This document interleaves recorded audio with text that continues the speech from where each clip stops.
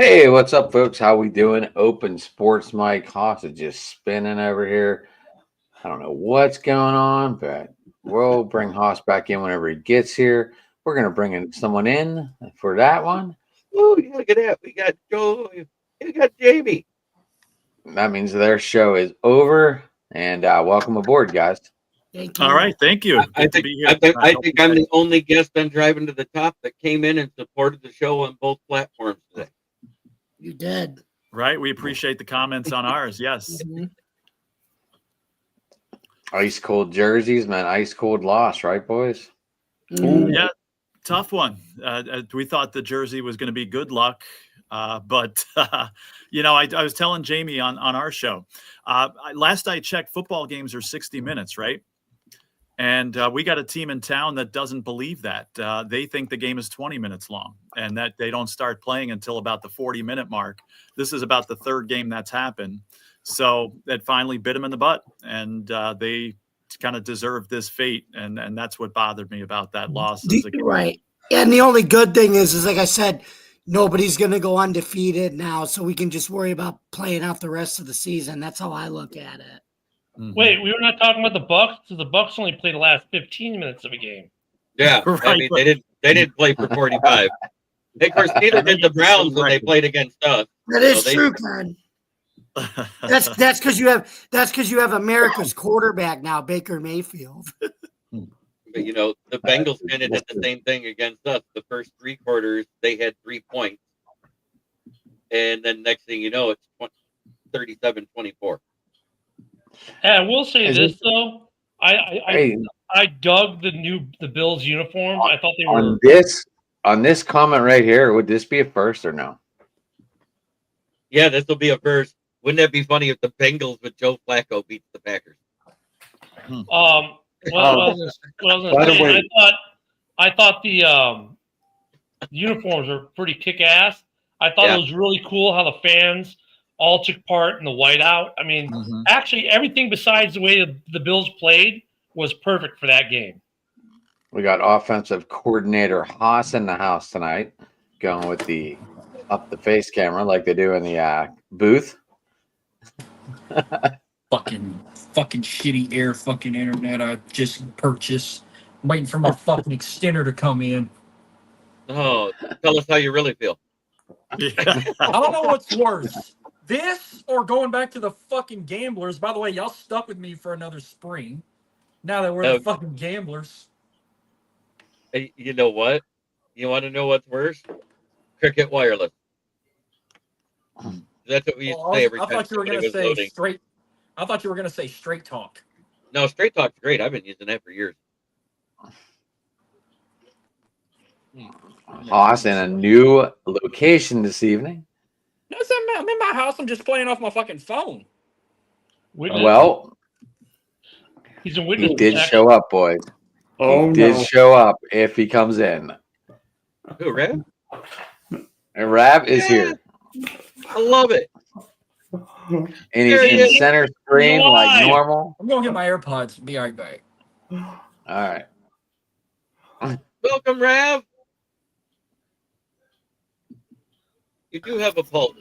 I did show up. I told you. I showed I up know. the losses and Hey. the wins, brother. I showed up in your chat last night. You saw that, right? I most certainly did, brother.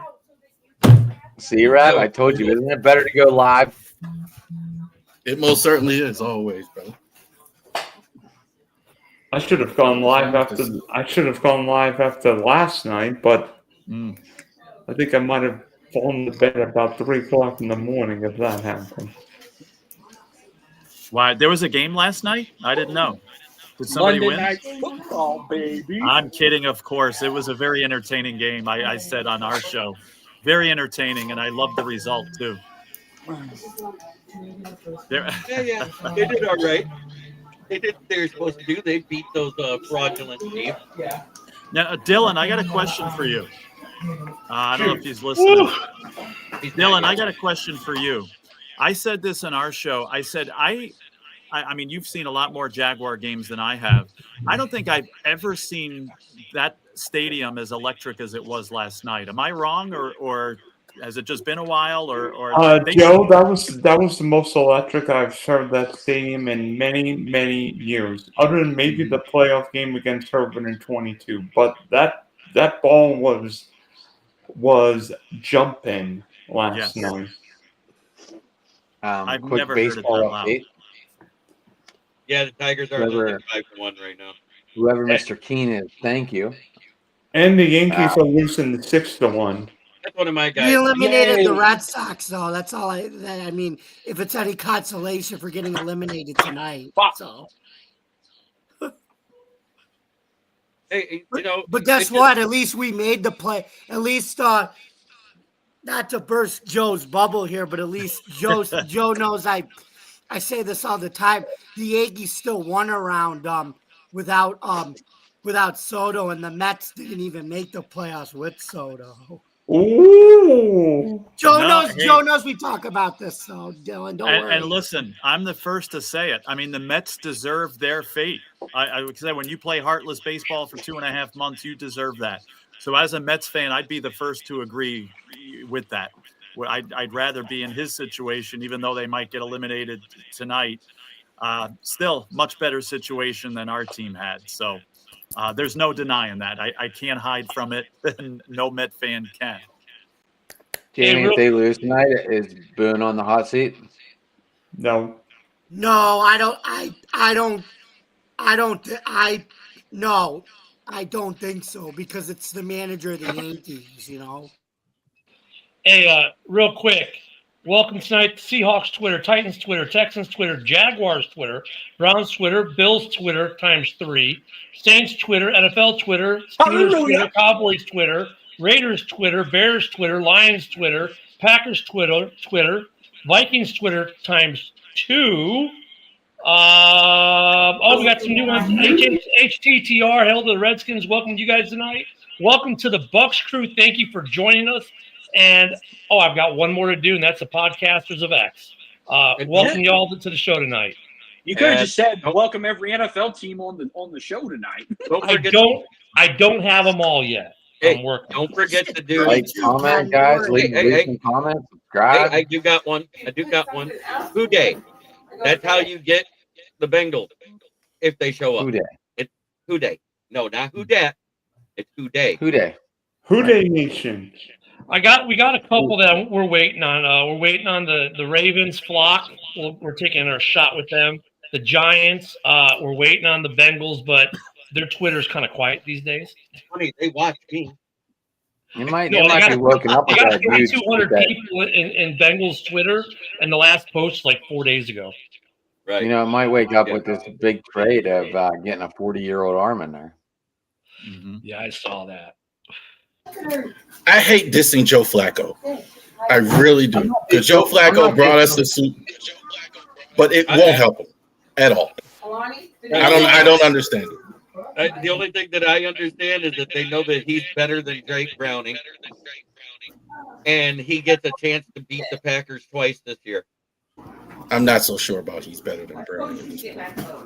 That's why. Here's the thing, Ravi. I agree with you, but like Flacco mentally is a better quarterback than Jake Browning. He is. He mentally knows the game better, reads defenses better, knows where to put the ball better. But now here's the problem. Here's where I agree with you. His body betrays his mind.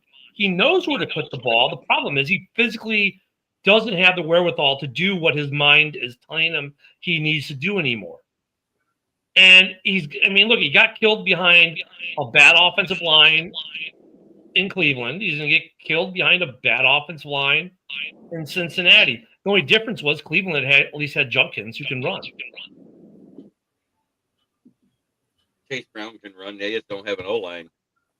Well, I know what they're thinking. I know what they're thinking. That he has the one thing he probably still can do is throw that deep ball, and so that's with the receivers that they have.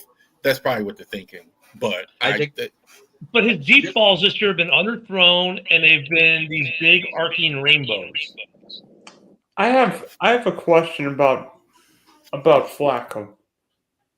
How is Flacco going to survive behind an offensive line that couldn't protect against a fly rushing the quarterback? Well, they are playing the. Well, no, they already played the Packers. So yeah, I mean, Cincinnati's a 15.5-point dog this week. To who? Green Bay's going to be pissed for what happened in Arlington, and now Joe Flacco's But don't playing forget, behind. wait, but he just beat them 2 weeks ago for the Browns. So has that been announced? He's going to play this I have week. no It has idea. not been announced yet. no, the trade was play. announced. That was about it. I mean, I don't think he's going to play this week. Not enough time. Maybe next week. Zach Taylor wasn't sure. He would not name Browning the starter. Yeah, he Well- will not name Browning. That was the thing. Well, I would do the same thing because that's strategically the way you want to go. You want the other team to think that Flacco is going to play, but realistically, how much of the playbook is he going to learn in the next 2 days? Look, all you got to do is throw it up for Chase and Higgins, and then you got Gesicki running across the middle all day. If I were him, I'd run Browning out there for the first series, and then I'd swap out Flacco. Like, name Browning, let him play a series, and then swap him out right away, and just screw that. Because now you've screwed their defense up because they're going to game plan a certain way depending on who's quarterback. You sound like Coach John Harbaugh there. I'm not as big on that when guys can't play. Hey, Ralph. I don't know how much you gain with that. Is this just one of those years where like the Ravens are going to a four-letter word that I will not say? But right now the Ravens look like they're bad. I mean, they've got more injuries than Tom Brady's got significant others, or Angelina Jolie's got kids. The Ravens have already traded what, a pass rusher today? Oh, the Ravens just done this year. That wasn't a fire sale today because that's two different things. The Ravens may be done. I think the only thing that's really saving them is that the rest of the division is terrible. Like, I don't think the Browns are any good. We know the Bengals may not be any good. The Steelers, I'm not even sure. I mean, they're not going to run away with anything. So that's probably the one thing is saving them. But the trade today, Oweh's not very good. So I was glad, like, when they got rid of Oweh. They actually got Steelers the only team that won this week out of the AFC North? Well, Pittsburgh didn't even play. That's what I mean. So all we're waiting for is for him to get the quadruple crown, and next year he'll sign a one-day contract with the Steelers, and then turn around and sign a one-day contract with the Ravens to retire for Joe Flacco. That way, he's signed with all 4 teams in the AFC North. No, but yeah, I mean, this Ravens Chargers swap today kind of makes a little sense for both teams.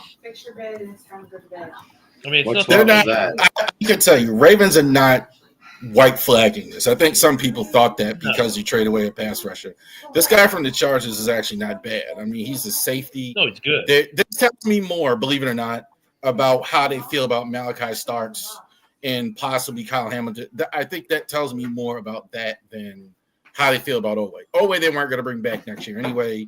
He had a decent year last year. I don't think he had much of a future. So they probably say, we need to fix that. Their defense, that was the worst defense I have ever seen in that stadium, ever. You got to go all the way back to Memorial Stadium. By the way, Charles, get this. This year's Raven defense has given up more points than the whole 2000 Raven defense did in 16 games. Wow. I posted it. I put that on my social media. So the whole season in 2000, they've already given up more points. Rab, I think that trade today is a trade of need for both teams, right? Like, look at the way the Chargers have been playing without getting pressure on the quarterback, but their secondary has been good. The Ravens definitely need secondary help. So yeah, I mean, and it frees up. There is some money free up, but I mean, I don't see them waving the white flag. I mean, you guys just have a ton of injured guys, and your backups aren't as deep as Detroit's was last year, which not many teams are. I don't think they're waving the white flag, but in terms of making a fire sale. But if you guys lose this weekend, that's it. There's no ain't no maybe to it. They're not going to win this next game. There's no chance. Their defense was just what really prompted the trade today in the post game, they were asking them who is, because you didn't have Roquan play, you didn't have Kyle Hamilton play, right? So the green dot, who's the leader out there? Who's making the calls? They gave two different answers. Some of them were saying Teddy Buchanan was calling the plays. Some of them saying Malachi Starks was calling the plays. So how could they give it? That's why he gave up 44 points. You don't even know who's doing what, who's in charge. That tells you all you need to know, and that's why they're shipping a lot. That's why they're making these moves. I don't know if they have enough time though to get better. Jacksonville looked pretty good last night. I mean, the Colts were better. What about bringing in Gardner? Gardner who? Minshew? No, didn't they bring CJ in? Yeah, they brought CJ Gardner-Johnson in. He's going to be on the practice squad. Again, this tells you what they think of the secondary. This tells you, like, they brought in CJ Gardner. They brought in the guy from San Diego. They're worried about that secondary because that was just an atrocious man. And Jack's a team I think everyone on this panel at one point or another this year has said they're boom or bust. And they've been booming, right? They're 4-1. They've been boom, not bust. Is it maybe that Peterson was that bad of a head coach that now they're getting stuff out of guys they weren't getting, even though Etienne didn't do well last night? Thank you for my fantasy non-scores. But they're booming. They're not busting. And the irony is that the Ravens are a bust this year. The Jets we thought would be better. They're 0 for the year. I mean, the AFC has been a lot of surprises to me in the AFC. The Chargers look good. Now they don't. I got a question here. Now, I know the Ravens have lost games because of injury and things like that. Ready? Hold on. We're going to dance.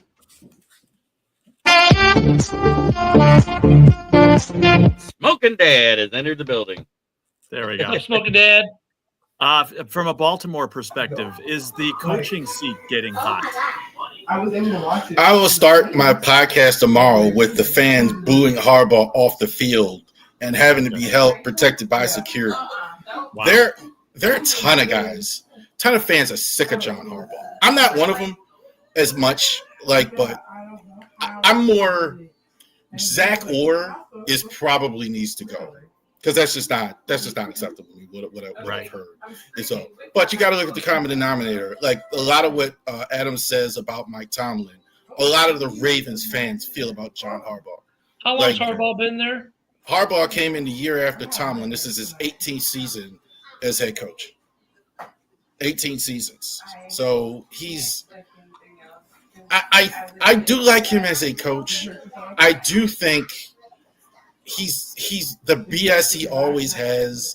I think people have had enough now. I think it might be to the point where people have seen you long enough. I think that's certainly the case. It's certainly not, and it's certainly not working out.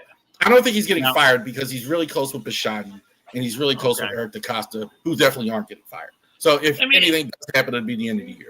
That was my next question. I'm sorry. Go ahead, Joe. No, I was going to say that was my next question. The fans might want him gone, but what does management think? And you just answered that. Well, yeah, because Joe, I mean, one thing though, the fans though too is like, look at we were talking about this on a. Everyone says this, even about Tomlin. Yeah, but because they're right, they would be pretty damn quick. They would be the hottest coaches out there to get hired right away. And we were talking about this in a space on X on Sunday during the early game. Fans look at, the Ravens' record this year sucks. The defense has been atrocious. What they don't look at is the amount of injuries. Mm-hmm. What they don't look at is why did they go sign this guy, and this guy? Because they don't look at the salary cap, even for just this year or beyond, because that's like Bears fans going, we should trade for Kamara. No, we shouldn't, because I don't want to pay the $18 million cap that he has next year, right? So fans they look so surface. They don't look anything more than the immediate surface right in front of their face. They don't turn the page. They don't peel the onion. They just go, well, we've lost games we should have won. Harbaugh needs to go, blah, blah, blah. Forget the fact that everyone's injured. Forget the fact that, you're without your star quarterback, your star defenders. And it's not even that the people are injured. The key people are injured, right? It's not like you just lost your third best cornerback. No, you lost the best cornerback. It's not like you just lost your third of your starting 3 linebackers. No, you lost the best of your 3 linebackers. Mhm. Fans don't look at that. They're so, I don't want to say basic, but what else can you say? They're basic in their understanding of the way the football operations are run. And you look at Harbaugh and you go, the fact that he made some of these games even look respectable early is a testament to his coaching with players that can't hang. Right. And it's not like we can just go out and get players. There's roughly 2,000 players at any given point in time under contract in the NFL between the main roster and practice squads. If these guys were in the practice squads were good enough to fix the Ravens would have gone out and signed them, because you can cherry pick anyone off a practice squad. Because I have the same thing with the Bears right now, but we need another corner because Jalen's out. Why isn't Poles doing it? Because there's no one worth the money. But what about these guys on practice squads? They're not worth the money. And fans don't get that. Harbaugh's safe. Harbaugh is too good of a coach. And Motown Mitch, for as much as I think he's wrong sometimes, he's 100% right. If Ravens were to fire Harbaugh or Tomlin gets fired, a team. Let him go. Bye. Yeah, I mean, they'll get hired if they want a job. If they want a job, they'll have one within a day. Here's Harbaugh's problem inside the building, because I think the management, Lamar might be, I don't know. There might be some cracks in the armor there. That will get him fired if he can't. Questions whether Lamar didn't want to come back in, quit the game, etc. That could be the problem. I don't know that though, but I think like there is might be some tension there that will get you fired if you can't get Lamar Jackson. Right. Yeah, it's gonna be interesting to see what happens. I just think look at it's like your first bad season you've had in Baltimore, right? Perennial playoff team, deep every year. The wheels fell off the truck this year. It happens every now and then. Let me tell you. Oh, go ahead. Let me tell you this: my team's had a few crappy seasons. I mean, we've gotten the number 1 pick too many times.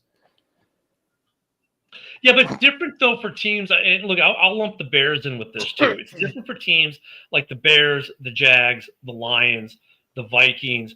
Teams that have had over the last couple decades little spots of success.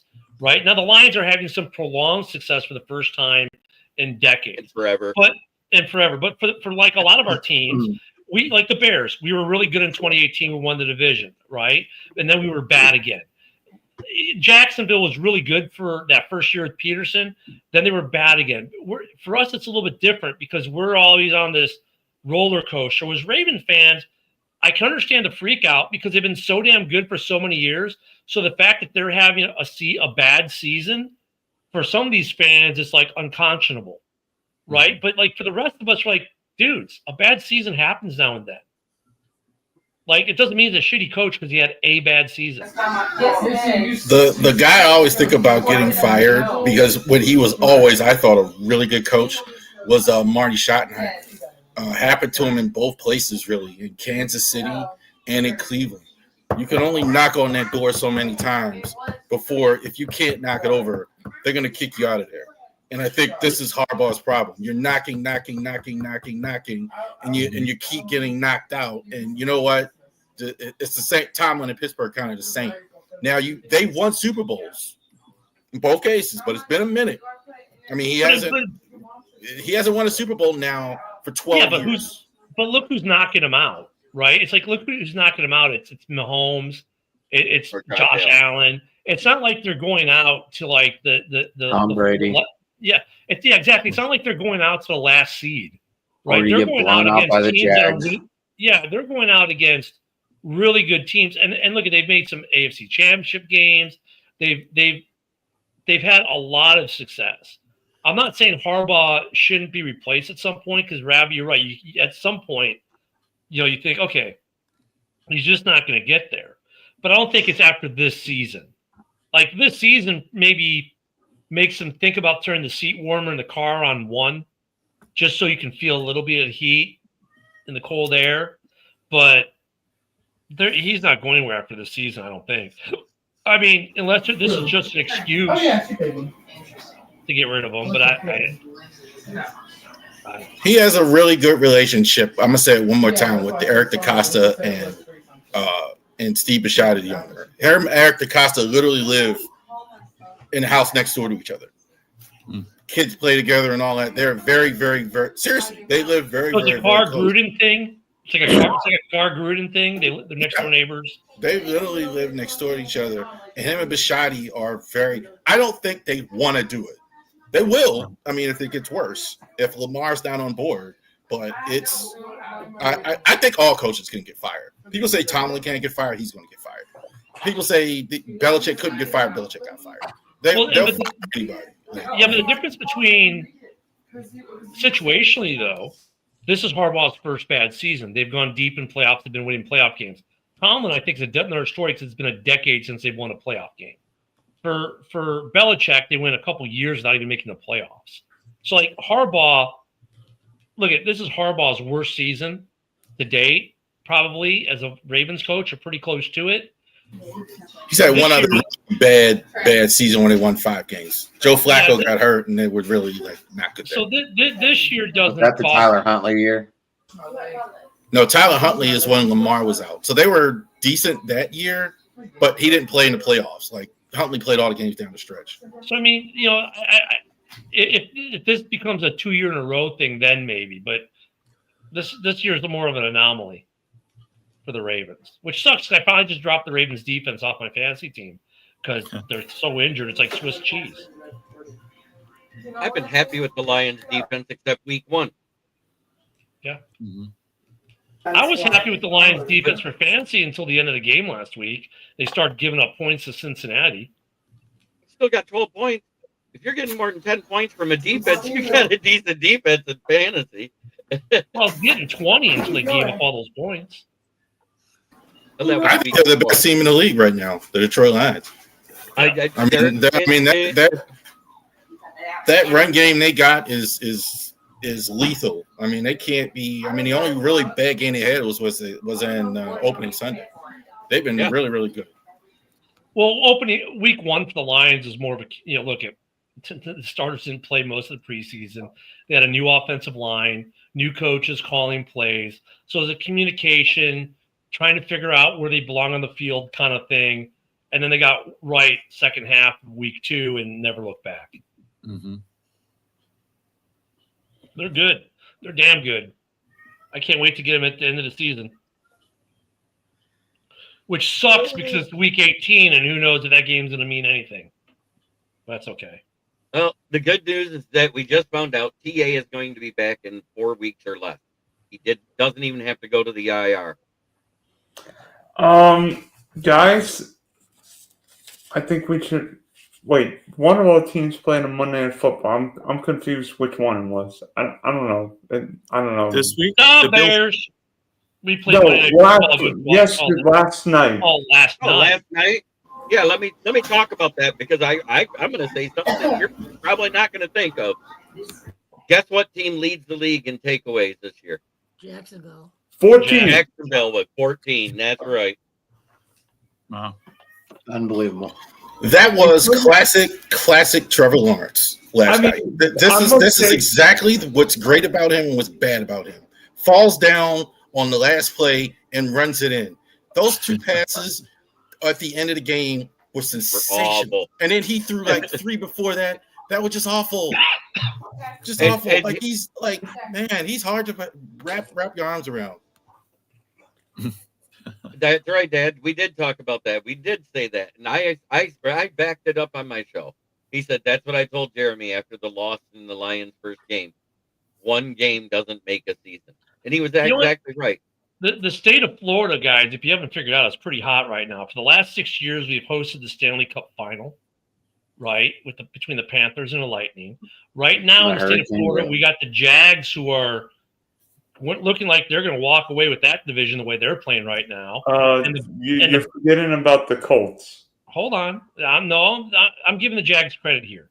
They're in a tough. How about this? To make you happy, the Jags are in a fight where they can win this division with the Colts, which go figure that one too. And you got the Bucks who are going to win the South.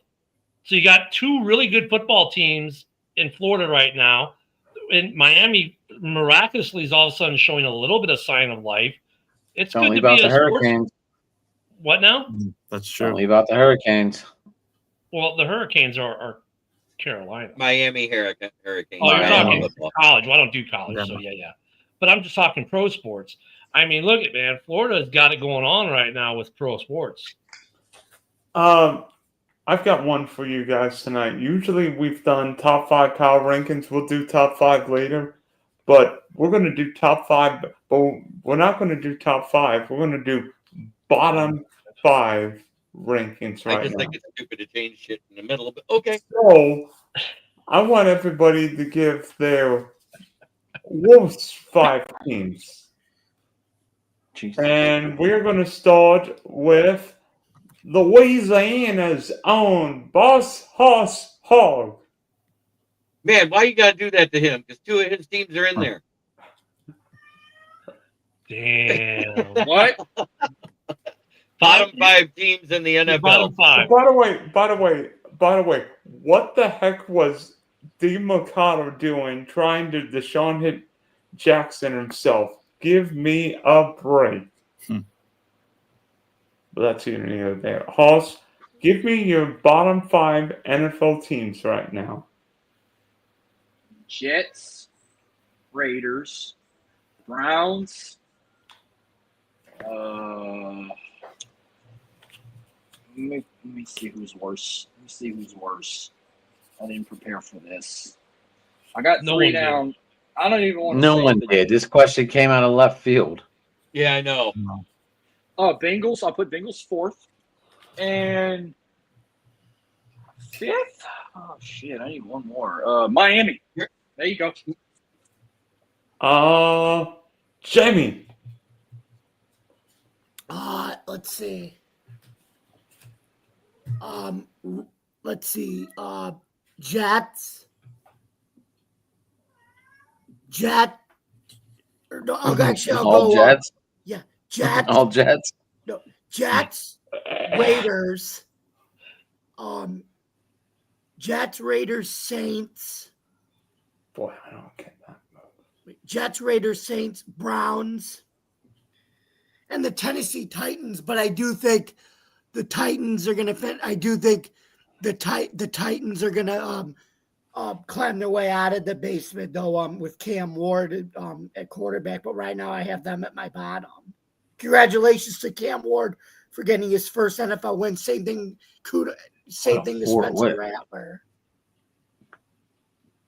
Buffalo, Jamie's a Motown. Buffalo fan. Motown. I'm gonna say what's up to my buddy Joe. Who will let me fucking click on it? Jamie's team's the Bills, the one that just came out of first or second place. We should talk. Oh, Joe, What's we have happening, talked Joey? about that. And it's Actually, not to make we're still a game ahead of them right now, but they would have the tiebreaker over us, but that doesn't matter right now. It's later in the season. Yeah, the Bills are still first place. Mm-hmm. Yeah, and we're it's the team that's finally getting a new stadium after how many years of playing in a 50 year. Who's next, Dylan? Adam. Put them in the box and putting them on the spot. Shit. Worst teams. That is what we're talking about. Who is that? Gonna go Jets, Saints. Oof. I think the Giants are on the rise, even though they're 1-4. Dylan, you could have prepared us for this question. I love messing up things. No, Titans, it's Raiders. not cool. We get used to doing the stuff the way it's normally done. Oh, suck it up, Cupcake. Suck it up. I am sucking it up. But Dylan's up there with his piece of paper like he already fucking wrote it all out. I know. I'm talking to JB because he knows I can give him some crap. I mean, it's all we gotta do is look at their records, right, and say they're the worst teams. Pretty much. Right? But I'm curious to see how far the Eagles fell out of everyone's rankings. Are they still 1? Or are they dropped all the way out? Okay, Ken the Bear, you're up. Yeah, I'll go. I'll make it easy. Jets, Giants, Dolphins, Ravens. Yeah, a lot of AFC in there. And, of course, rounding it out, even though their defense is better than sometimes we think it is, I will go the Saints at number 5. There you go. See, it's not that hard, guys. Charles. Joe's a Browns fan. Just to let everyone know. Giants, Jets, horrible. Jets are disgraceful. I mean, they couldn't. That was bad. Giants' loss was bad too. Saints have been bad. Not enough talent. Titans are bad as well. And Browns are starting Dylan Gabriel, who I'm not sure he's an NFL quarterback. And I'll say this about the Jets, give the Jets a little bit of credit. Have you guys noticed without Quentin Williams how bad that defense is? Just by removing him out of the defense, they went from being somewhat respectable and making some plays to complete, you can just walk all over them. Brees Hall's kind of just fell off the earth too. Yeah. Like he had a lot of promise, man, and he's just the only thing that Joe and I agree with, though, is we still think Aaron Glenn's the right guy for the job, and you said it too, Joe. Yeah, I agree exactly. I completely agree with that. Yeah, I agree too. I'm not. Aaron Glenn's not going to last a year. Yeah, I like Mitch's. Put that back up. Mitch is good. Mitch is right. Packers should be in the bottom 5. I don't think so. Joe. All right, now I'm going to reverse this. I'm going to go from 5th worst to worst, all right, just to change things up. So Cleveland Browns, the 5th worst. Dolphins, even though the Titans got a great entertaining win, I still got them 3rd worst. Saints 2nd worst. Jets the worst right now. Jeremy. Hey, can we talk about that Titans game real quick? Just about the once in a lifetime, the once in every 5-year touchdown that got scored. Was that just not a fun, interesting way to watch them win? I mean, come on, you throw the ball, he fumbles it, makes a nice catch, fumble it, recover, fumble, kick it into the end zone, recover it for a touchdown. I mean, come on, how often do we see offense executed so perfectly? I couldn't believe what I was watching. I was watching NFL Red Zone. There was no Bills game on yet. So I said, let me watch Red Zone. And they were showing that live. I was like, is this real? It was crazy. Do you remember the playoff game, Titans-Chiefs, and Marcus Mariota threw past and caught it for a touchdown himself? That was a couple years ago, wasn't it? This was before Mahomes. Yeah, that was a while ago. Yeah, it was 2018. Yeah, Mitch, I did. 2017 regular season, but the game was played in 2018. That was just the football gods saying the Titans will get a win this year. That's all that was. But that's just, how often do we see a crazy play like that? That had to be play of the week just because it was so. You're saying that, you know. You're saying that beats a 99-yard pick six of Trevor Lawrence falling on his derriere and scoring? Yeah, because those things happen all the time. That the whole scenario we saw play out that Arizona Titans game, like, look, if he catches the ball and goes down, it's what, 1st and goal from like the 5 or something, they probably still get a touchdown. But the fact that he caught the ball, went to turn, then has a fumble, Arizona recovers the fumble, he tries to run it back, takes 2 steps, now he fumbles. Then when they all fall to the ground, his teammate kicks it in the end zone, and the Titans fall on it and get a touchdown. I mean, come on. How often do you see something as crazy as that happen in a game? That might be the craziest play all season.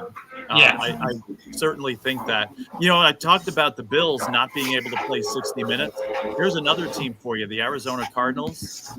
They think the game ends after about 40 minutes because they choked this game away, and they almost lost another one earlier in the year. Carolina. Yeah, they were up like huge, and then almost choked that one away. So, all right, you want the stinky list, my top 5 futility list. Number 5, Browns. Number 4, the Saints. Number 3, Miami. Number 2, the Raiders. Oh, God, Geno Smith has been awful this year. You. And number 1, the J.E. I feel sorry for the Jets. On number one in futility. When's Quentin come back? How long is Q out for them?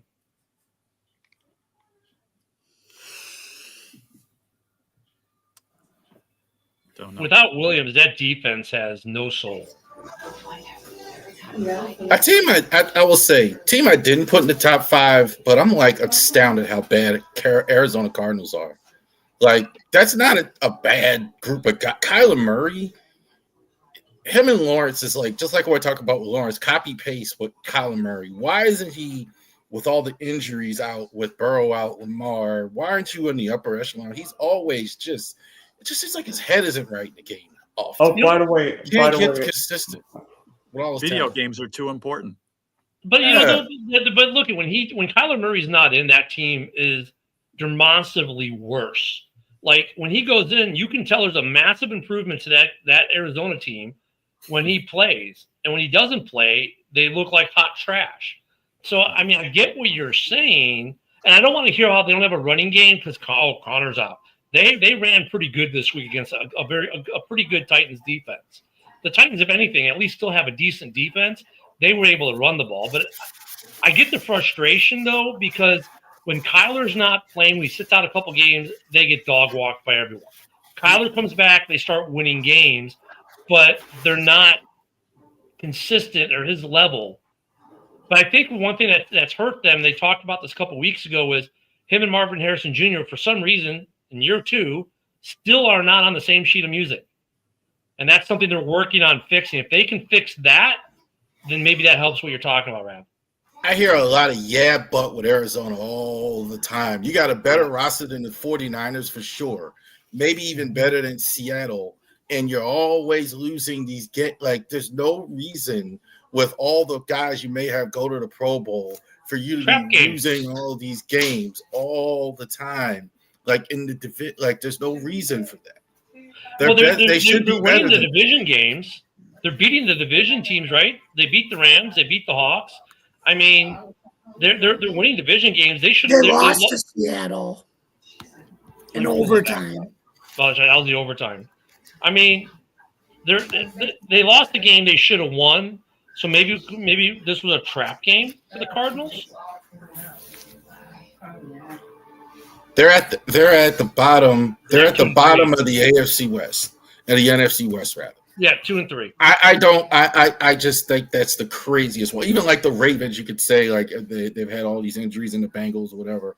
Yeah. But I just Carolina. I mean, the Cardinals. Could it be coaching? Could Arizona's problem be coaching because they have no consistency? I just don't think they have leadership. They just don't.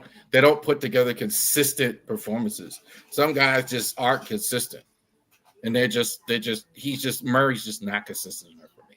Mm-hmm. I looked at some of these games. Even if you're losing games, like Justin Herbert's kind of an example of that. Even when he doesn't win games, he lights it up.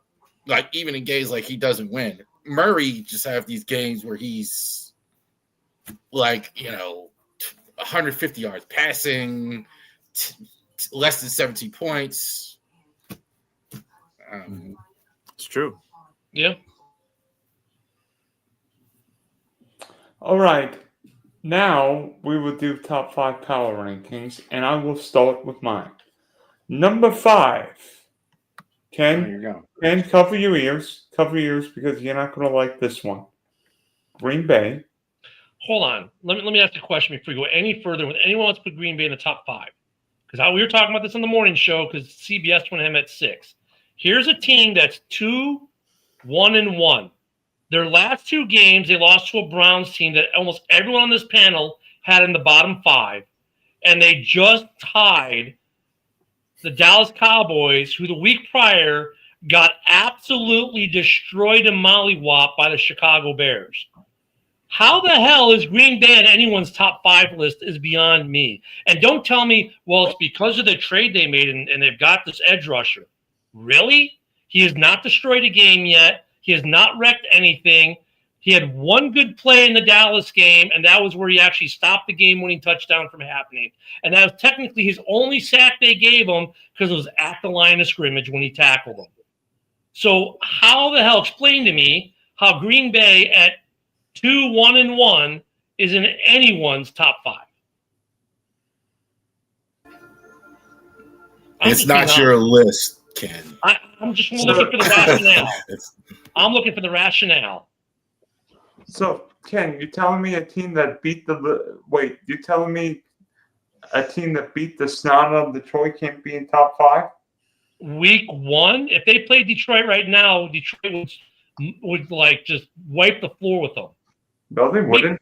No, they Yeah, wouldn't. they would. Green Bay would win that game going away. If they were all high on crack, maybe. And I'm not trying to hate on Green Bay, right? I mean, great, I'm a Bears fan. Objectively, though, Green Bay is 2-1-1. Their last 2 games, they tied a really bad Dallas Cowboys team, who the week before got destroyed by a Bears team, who the week before that got destroyed by the Lions, if you want to talk about that kind of thing. And then the game before they lost to the Cleveland Browns. So, I mean, their last 2 games are a tie and a loss against 2 teams that are bad enough. If you're in the top 5, they should have won those games walking away. And you say, well, they beat the Lions in week 1. Okay, they beat the Lions in week 1, who destroyed the Bears in week 2, who then Bears then destroyed the Cowboys in week 3, who then tied the Packers in week 4. By the way, the Packers, who had lost to the Browns in week 3, that Browns team has now lost to everyone else. I mean, come on. Like, you can't say, well, they beat them in week 1, because I can say, well, look, the Bears, who lost to the Vikings, destroyed them, and the Vikings just destroyed the Browns. So, okay. I mean, so that argument doesn't really work as well. Like, their last 2 games were they lost to one of the worst teams in the league, and they tied the Cowboys 40-40. So their defense did not stop anything. How are they in the top 5? Let me finish my list. Number 4, Philadelphia. Even though the Eagles laid an egg, and the Eagles have not figured out offense this year. 3, Denver, because the Denver Broncos are the AFC's best team right now. I don't care about record. I think Denver is going to the Super Bowl this year. Super Bowl this year. Give me that coach, and I think Bo Nix is okay enough to get there. 2, the Detroit Lions are number 2. And number 1, the Tampa Bay Bucks are number 1 in the Spunky Power Rankings. And you know what, Ken? You're up. Cool. Number 1, Detroit Lions, because no one's touching them right now. They look like they were. And yet the Chiefs win on Sunday night. What about the Chiefs? And yet the Chiefs won on Sunday night. Oh, they get the Chiefs? Great, they'll beat the Chiefs. The Lions are the best team in football right now. After that, even though my next 2 teams, even though they lost this week, Buffalo, I'll go Buffalo, then Philly. They're going to lose teams. Even the best teams are going to lose games here and there. They're rounding out the top 3. At 4, that gets a little tougher. But I'm going to go with Baker right now, and I'm going to go with even though they don't show up till the 4th quarter, but my God, when they show up, they show up. Their only loss was a super close game against the Eagles, so I'll get them at 4. And at 5, I'm trying to think if there's another AFC team I can give some love to.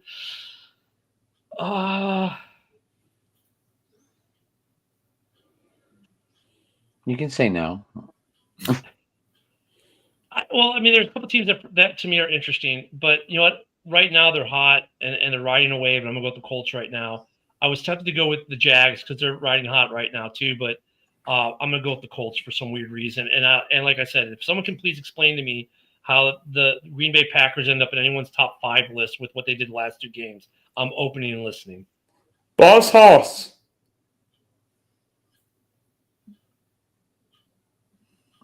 Yes. Top 5 power rankings. Huh? What? Power rankings, top 5, boss. Oh shit. Let me see if I can pop it up. That way I can give you an honest opinion. That way I don't pick a team that ain't even good enough to be top 5. Pick the Packers. Give me a Pick second. Houston. Please Hell don't. no. Say the Ravens. Now you're just drinking now. If you say the Ravens. We do not condone on alcohol on Driving to the Top Productions and the Ravery Sports Podcast. I doubt this If is you're- alcohol right here. All right, let's see. Top 5.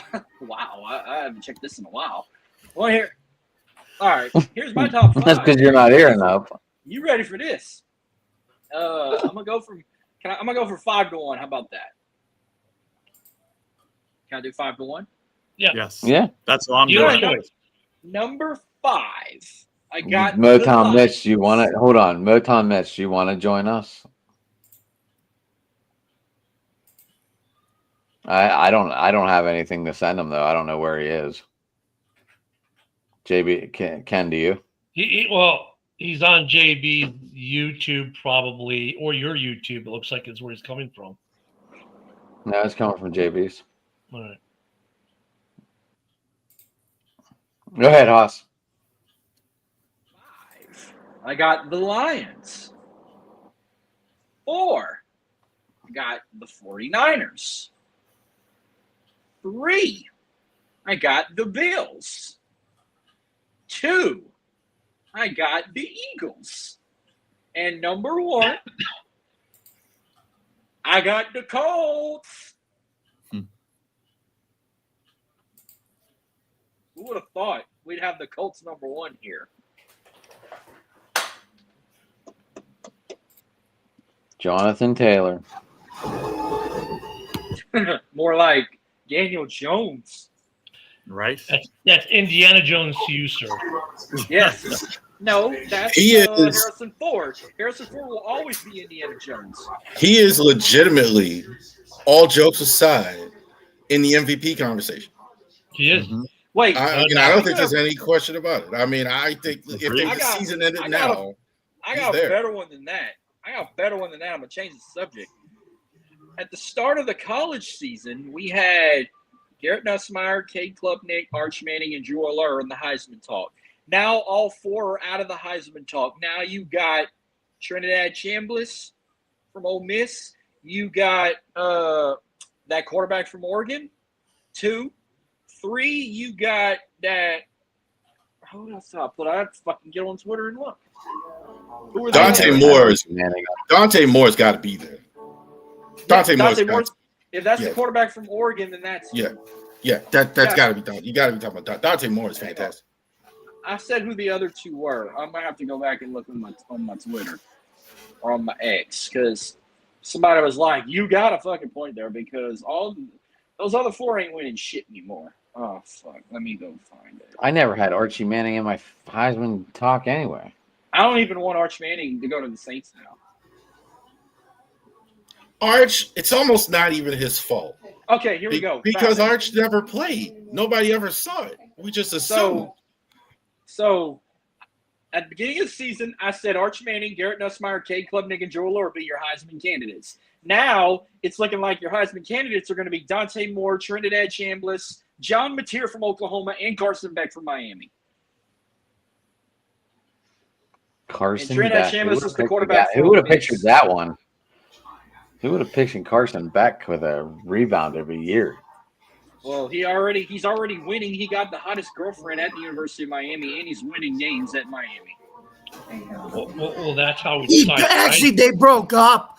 They broke up. The one of the Cavendish twins you're talking about. Well, I hope she didn't break him up for Josh Allen because Josh Allen didn't play too good the other night. No, the other one's dating Jake Ferguson, the tight end of the Cowboys. The other Cavendish. Oh, well, that's even worse. Thank you, Mitch. That's even worse. Well, I don't want Arch Manning. I'll take Johnny Manziel 2.0 myself. I'll take Diego Pavia over fucking Arch Manning. I was never a fan of Arch Manning. I saw him play in high school. They got their ass kicked in a playoff game. I know Josh isn't, Adam. Jesus Christ. He be killing Arch, man, on Twitter, man. Like, every time Arch plays, he's killing Arch, man. And I ain't decided if I'm gonna go yet, but if I do go, I might be at the LSU South Carolina game, so I'll get to see Lenore Sellers take on Garrett Nussmeier. I've got a question. Does anybody have a baseball playoff trivia question for me? Nope, I ain't been keeping up with it. But no, all I'm ready to time. watch. Now, before you do that, I'm going to drop and Is run. this the Mariano Rivera question you were involved in today? What one? Joe has to go. Joe has to go. I was picking my daughter up at the airport at 12:30 last night. So let me just drop my ratings, take them or leave them. And then I'm going to head out just to get some extra sleep here. But number 5 is kind of ironic just because it's a team that I still think is going to take a step back and not even make the playoffs. But I got them at number 5 right now, Denver Broncos. Number 4, Buffalo Bills. 3, Tampa Bay Buccaneers. 2, Detroit Lions. And to answer Adam's question from before, yes, I still have the Philadelphia Eagles at number 1. Not for much longer, maybe, but right now I still got them there. So I'm just going to throw that, take them or leave them. No Packers there. I thought about it, but no. But we'll talk maybe about that later. But thanks for having me Joe, on. I got absolutely, Joe. Anytime, you know that. You know the place. You and Jamie do it when? We go Tuesday nights, 8:00 Eastern, for the Buffalo Sports Conversation Room. Nice. But Joe, we'll see you maybe next Tuesday. Well, who knows? Yeah, I should be here. All right, and again, hope you guys have a great week. Good luck to all your teams. Sounds good. I think I'm gonna head out. At Dylan Sports One, 27 Sports Biggie podcast. Do you guys know any Seahawks fans? Yeah, I don't. I know a Seahawks fan. So does JB. Yeah, we had Drew Kotz on, Dylan. I talked to him. Could you get me in contact with him? Wanted to stay on 61 for a few more shirts. Totally. Yeah, we should really keep talking about that. I could try. All right. Okay. I thought Drew was good, didn't you, Haas?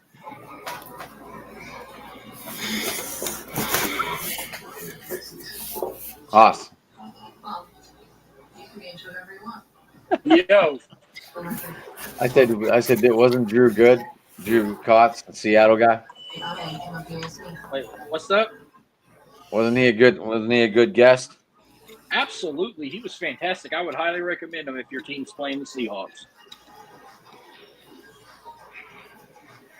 And I would like to get him again, but unfortunately next week I got Ken reserved because Saints play the Bears the same week the Texans play the Seahawks. But until I figure this, till I get my extender in, I'm about to figure a way how to fucking do my show tomorrow night with this slow air fucking internet shit I got. And unless I do it from my phone and control shit on my PC at the same time, but not have 2 screens pop up, I might be able to figure something out when I get off the air here. Till I get my extender in the mail. Gotcha. Yeah, so what is that like a regular? Is that a regular problem down there? Well, we dropped AT&T as our internet finally, but we got this other shit that some called air internet shit. I don't know where they got this fucking shit from, but the main deal's in a whole nother building here at our house, and I got this other thing catching it. I mean, I'm like, I got internet right now on the PC, but it's like when I try to get and come on here, it ain't strong enough to hold it, and y'all kept buffering and shit. So I had to get on my phone to not lose a fucking connection. Jamie, are the Yankees coming back or something? What's going on up there? Yeah, Judge hit a 3-run home run to tie the game. Fuck.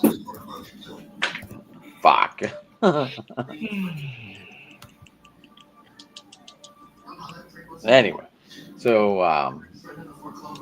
Dylan, I saw your question that you were trying to get, and that was the Mariano Rivera saves and who's behind him. No, the other one was Bradledge was the other one. I knew. Well, go ahead. Tell everyone the question now that I brought it up. Go ahead. Tell No, everyone the question. I'm just heading out, guys. I'm just heading out. You all talk whatever you want. Dylan, what was the question? Was Mariano Rivera has 42 saves, and who are the other two closers close to them in the playoff record? Yeah, Rav, I figured you might have a shot at this one. Billy Wagner is the first name I think of, but I don't know. I don't really. Would Chapman be in there? No, it was someone else, and they were like Papelbon? They had like 13 saves each or something. What about Papelbon? I don't know where he ranks up there. I didn't really look. I just know I saw that Dylan reposted that question and answered it, so I thought that might have been the one he was searching for. It'd be funny if it was John Walker. Just Seahawks are my second. Okay, yeah, I guess that's a good question. What's everyone else's second favorite team? Oh, that's easy. Denver Broncos. Cowboys. What? Yeah. They're Cowboys? Cowgirl Am I like hearing shit? It's because of my mother. Hey, Jamie, the door's that way.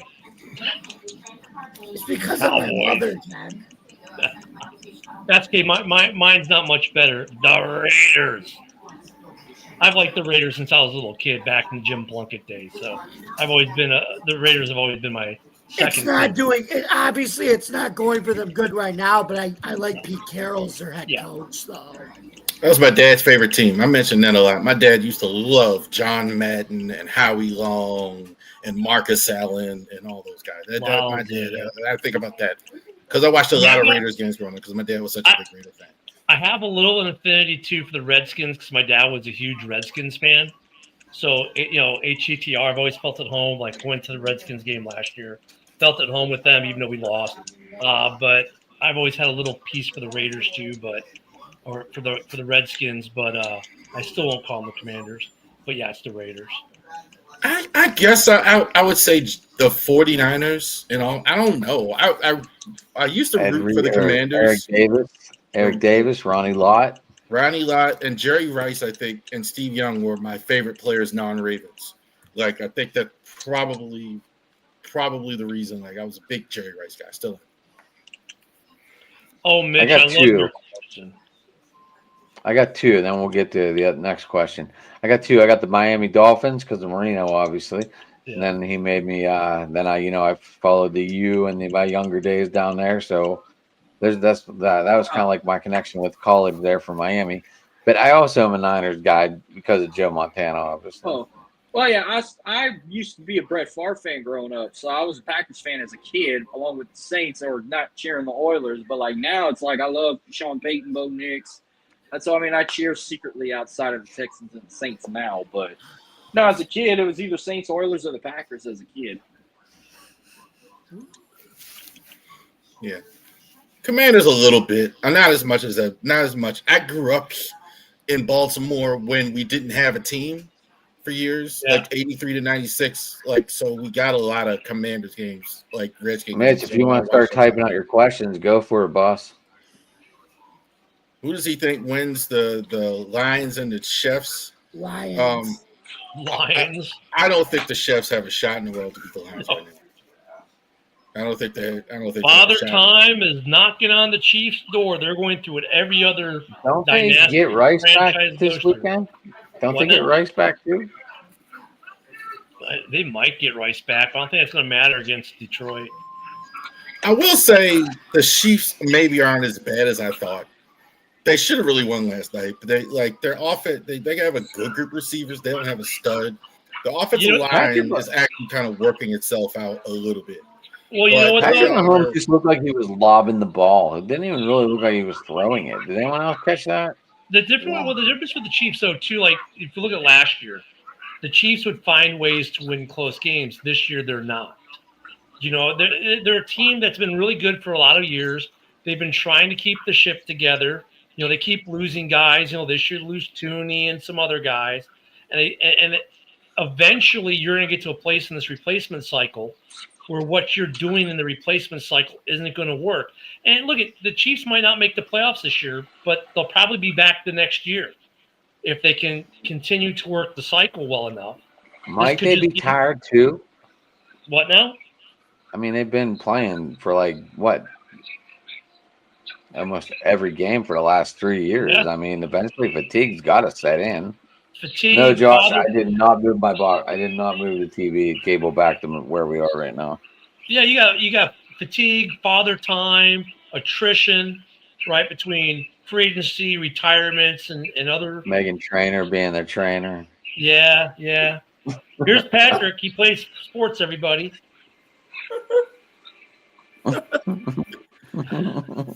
He's asking about the Bears and the Commanders. Let me tell you something. Yeah, Mitch is typing up questions for us right now of matchups this week. The Commanders were really impressive on Sunday. Jaden Daniels is no joke. That looked like a whole different team with Jaden Daniels on the field as opposed to Marcus Mariota, and they won games with Marcus Mariota.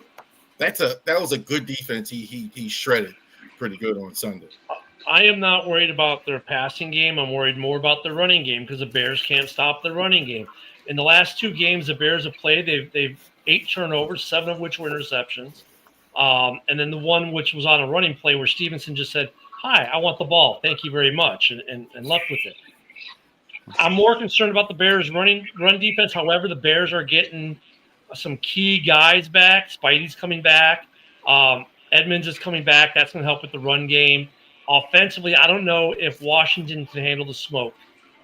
With the number 4 pass protection line, the Bears' offensive line is ranked 4th in the NFL right now, pass protection. I think Caleb carves them up. It's a revenge game as well. They do good on nationally televised games for the most part. And as I say that, they want some revenge for the opener on Monday night. I think the Bears make a statement this game.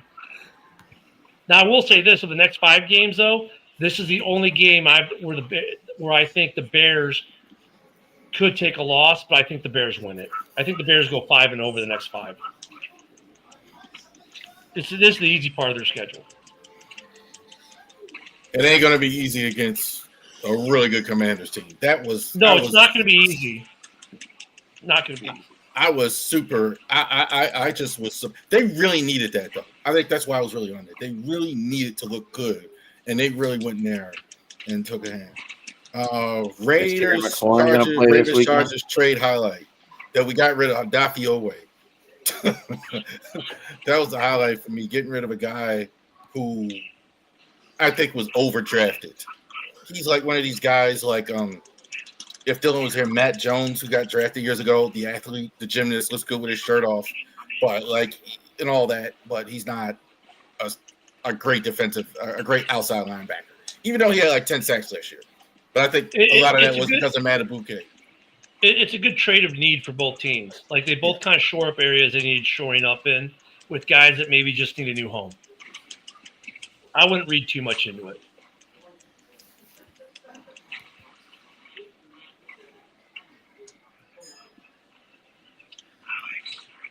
Hello.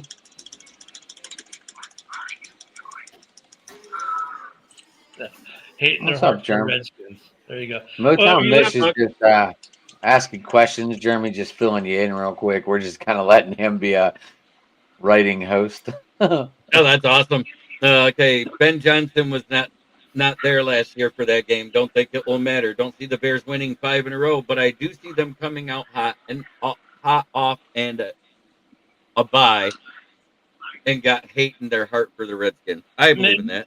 Mitch, here's your next 5, and this is why I say it. Commanders, Saints, Ravens, Bengals, Giants. They should go 4-1 or 5-0 in that stretch.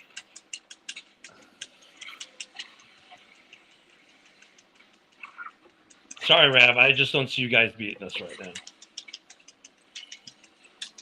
You're muted. You're muted, brother. Good. Rav. Laborious. Yeah, Rav. Ravens are terrible without Lamar Jackson. They're just absolutely terrible. Top 5, I have Lions 1, Bucks 2, Eagles 3. I don't know what's going on with the Eagles offense. I don't know what's happening. I don't know why you can't. I don't know why they listened to Brown and Smith. I would have just kept running the damn ball and win the game. You know. I don't know. I can't figure out why you're not giving the ball to Saquon either. That's like insanity to me. The curse, man. It's the curse. Broncos are right behind. I think Broncos are really good. Their defense is really good. I think, I don't know if Knicks is going to carry them, but defensively they're really good. And I think the Bills are good despite the loss. I think New England's better than what people think, so I don't look as low on the loss as some people have. So I think the Bills are still right there. Yeah. Oh, I'm sorry. Find me a game that Caleb is blown with a bad interception or something. I mean, the guy's in a first round overall #1 picks at quarterback. The guy is setting records for TD to INT ratio, right? He's got the best touchdown interception ratio because he doesn't throw many picks. He does not throw picks. If there's one thing that, even if you don't like him, if there's one thing you can at least say good about him if you don't like him, the guy doesn't throw picks. He does protect the football. So find me a game that Caleb. I hope that just jinxed them. That's what's being a #1 pick as a quarterback in the transfer portal era now does. When you transfer more to one place, you're actually like Jeremy says, you're learning different playbooks. Yeah. When you transfer more than one school. Well, in his case, he had the same coach. That's why he left. He had Lincoln Riley the whole time he was in college. But you know what, though? He started at Oklahoma and then he transferred to USC. Yeah, Lincoln Riley was there in both places. But it's the same coach. But you know what, though? There is a little bit of credence to what he's saying. There are two things that, with the change in college football, I think has been a positive for the NFL. The portal window, because of that, guys learning multiple systems, and NIL, because now they've got the stupid money before they get to the league, so it lessens some of the stupid mistakes, and they're coming into the league maybe a little more mature than they used to. That might be two positives we can take from the college change. I might be stretching there, but I'm trying. You know what's sad about the Bucks not having Purdy this week? They don't have Mac Jones either because he's out for the season. Oh, is Mac out for I have the a season? question. Did the Bucks just stay out west, or did they come home, or are they staying out there? If it was me, I would have just went straight down to San Francisco and rented a high school football field that isn't being used right now. Yep, that's what I would have done. Yeah, I would have too, but I didn't know if anyone knew. So wait, who's the quarterback for the Niners this week? It's going to be Purdy. Peter Levangello. No, Purdy's out still too. It's Adrian Martinez. Yeah, Adrian Martinez from the UFL. Well, I guess I know who I'm picking this week. Give me another week or two on the Niners and the Colts to see if they're for real. I'm still not there yet. I think they're getting there. You don't think the Colts are real? I think the Colts are real in the AFC South division. Well, winning the division, yeah. Oh yeah, they could win the division. I mean, that division is terrible. I mean, in general. I mean, but I don't know any more than that. I don't know if we're gonna see from what we've seen with Daniel Jones so far in the whole season. I'm still not ready. I'm not ready to say he's been great though so far. No question. From 5 down to 1. I've got it. Unfortunately, they're 1-4. I got to put them there. At 5 is the Ravens, then it's the Dolphins, then it's the Saints, then it's insert the next 1-4. I'll just say Browns for the hell of it. And in last place at number 1 is Jets, ass. I think we all have the Jets. Will the Jets go 0 for the season, or will they win a game? Still win. Yeah, Adrian Martinez started out at Nebraska. He didn't do well. He got benched 3 weeks in, and then that's when Caleb Williams started, if I remember right. He transferred to K-State, and at Kansas State, he was a starter for 2 years. He threw 51 touchdowns, but he had 59 turnovers, 51 interceptions, and 8 fumbles. He won a UFL championship though in 20. Oh, I'm not saying that. I'm just saying in college he was absolutely god awful. Right. So I just wanted to throw that out there. Does Belichick get fired at North Carolina? Yes, after a year, they're already saying he might. I mean, this guy, he wouldn't even let them celebrate Drake May, who's a Tar Heel. Because he went to Patriots. You know, he's mad at Robert Kraft. Old people get into two categories. They're the nicest people in the world, they're kind, they're thanking, or they're in the Belichick category. They're just bitter. Like, hey, you know what though? Belichick doesn't care because he says, "Yeah, look at my girlfriend. Thanks, deuces." That's all he cares about. That Sinbad told this joke, man. That girl, you 72, you 24. That girl ain't in love. She wants your house, man. Oh yeah. Come on, bro. You think Belichick gives a fuck? Yeah, he don't care. No, he doesn't care. I'm just saying, like, why would he? I mean, just really. Like, would you care if you had that? No. I talked to a guy at work one time, and I asked him the same question. I was doing something for him, and it was the same type of deal. He was like in his 70s. Girlfriend was like 31 because he had a little small child, and his girlfriend left him, and he kind of said what you just said. He's like, I'm sorry, man. You had to go through. It's like, man, I had the time of my life, man. What are you talking about? What are you sorry about? That's exactly what he said. Yeah. Ain't nothing wrong with that. Yeah, but as long as he's having fun losing everything, that's all that matters. Yep. Can't take it to the grave.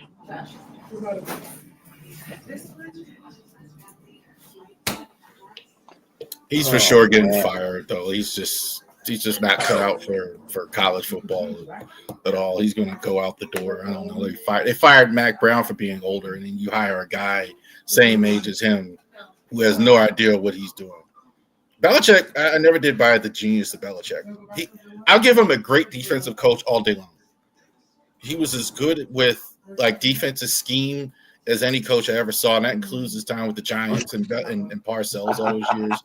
But he's not good. 3, I could barely handle. Jeez. Hey, did Belichick and Belichick's never been married, has he? He's just had girlfriends. That I don't know if he's ever. I don't think his last one who was with him for most of his time in New England. I know they never got married. He just right. In other words, Belichick is a really smart coach for himself. Yeah. He was. Like, you're not getting half my house, lady. Yeah, he was with her for probably a decade or so. Deuces, she you're was, out. She was about young. She was younger than him too. Like not as big as age gap as it is, but she was like younger than I am. Like she was in it. Like I would say probably now she's like about my age actually. About like in her late 40s. That's where she looked when I saw her. Yeah. Belichick is just using this job to scout for his next girlfriend. That's all. You better save some of that energy for the daggone sorry football team he's putting on the field, man. That's probably part of the problem, man. You better save some energy, man. I already can't wait for the story for one of these players to be giving it to his old lady there. You can't wait for that. That happens more often than you think. I just thought so because Mitch said his second favorite team is the Seahawks. So now he's got a quarterback who last year he was sworn to hate, is now his quarterback, the Ginger Jesus. Darnold. Darnold played both quarterbacks in that game played pretty damn good this week. Like Darnold's actually been playing pretty good in Seattle. It's funny. I saw a picture of Sam Darnold with Baker Mayfield, like in Carolina, and they weren't happy with either one of these guys. And Mayfield, I think, is in the MVP discussion. And Darnold, I don't think he's quite there yet, but he's been outstanding the last 2 years. I mean, you could argue he's been one of the better quarterbacks in the regular season. Carolina still isn't any good. Yeah, I know what you're saying there, Rob. It's weird. Like they finally found places that they fit into. Yep. Coaching and scheme matters, right? Mm-hmm. It's kind of like that puzzle piece that you've been looking for your whole time, and it was in another box. I don't know if that's the right analogy, but that's just what I thought. They wanted a grown up in the room. They wanted a grown up in the room in Cleveland. So they got rid of Baker Mayfield and signed Deshaun Watson. Boy, that worked out. Yeah, how's that working for you now, Yeah, Cleveland? that worked out. You're signing Dylan Gabriel. I don't even know if He looked good. He didn't look bad. Yeah, he didn't look terrible.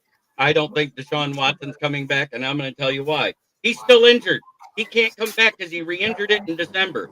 He's never. The owner's already said the earliest he would ever come back is in the middle to the end of November, because he re-injured it in December. He's never playing again. Is his contract the worst in NFL history? Yes. It has to be. Has to be. And you got rid of Baker for it. See, this is a rookie. Still think that Darnold is a fraud. I don't know, man. He's been last 2 years. He's been really, really good. Sometimes it takes guys a while to catch on. Rich Gannon is like one guy I think of when I think. Geno Smith. Look how long it took him to get the couple good years he had. 9 years in the league, and now all of a sudden, boom, it clicked for him one day.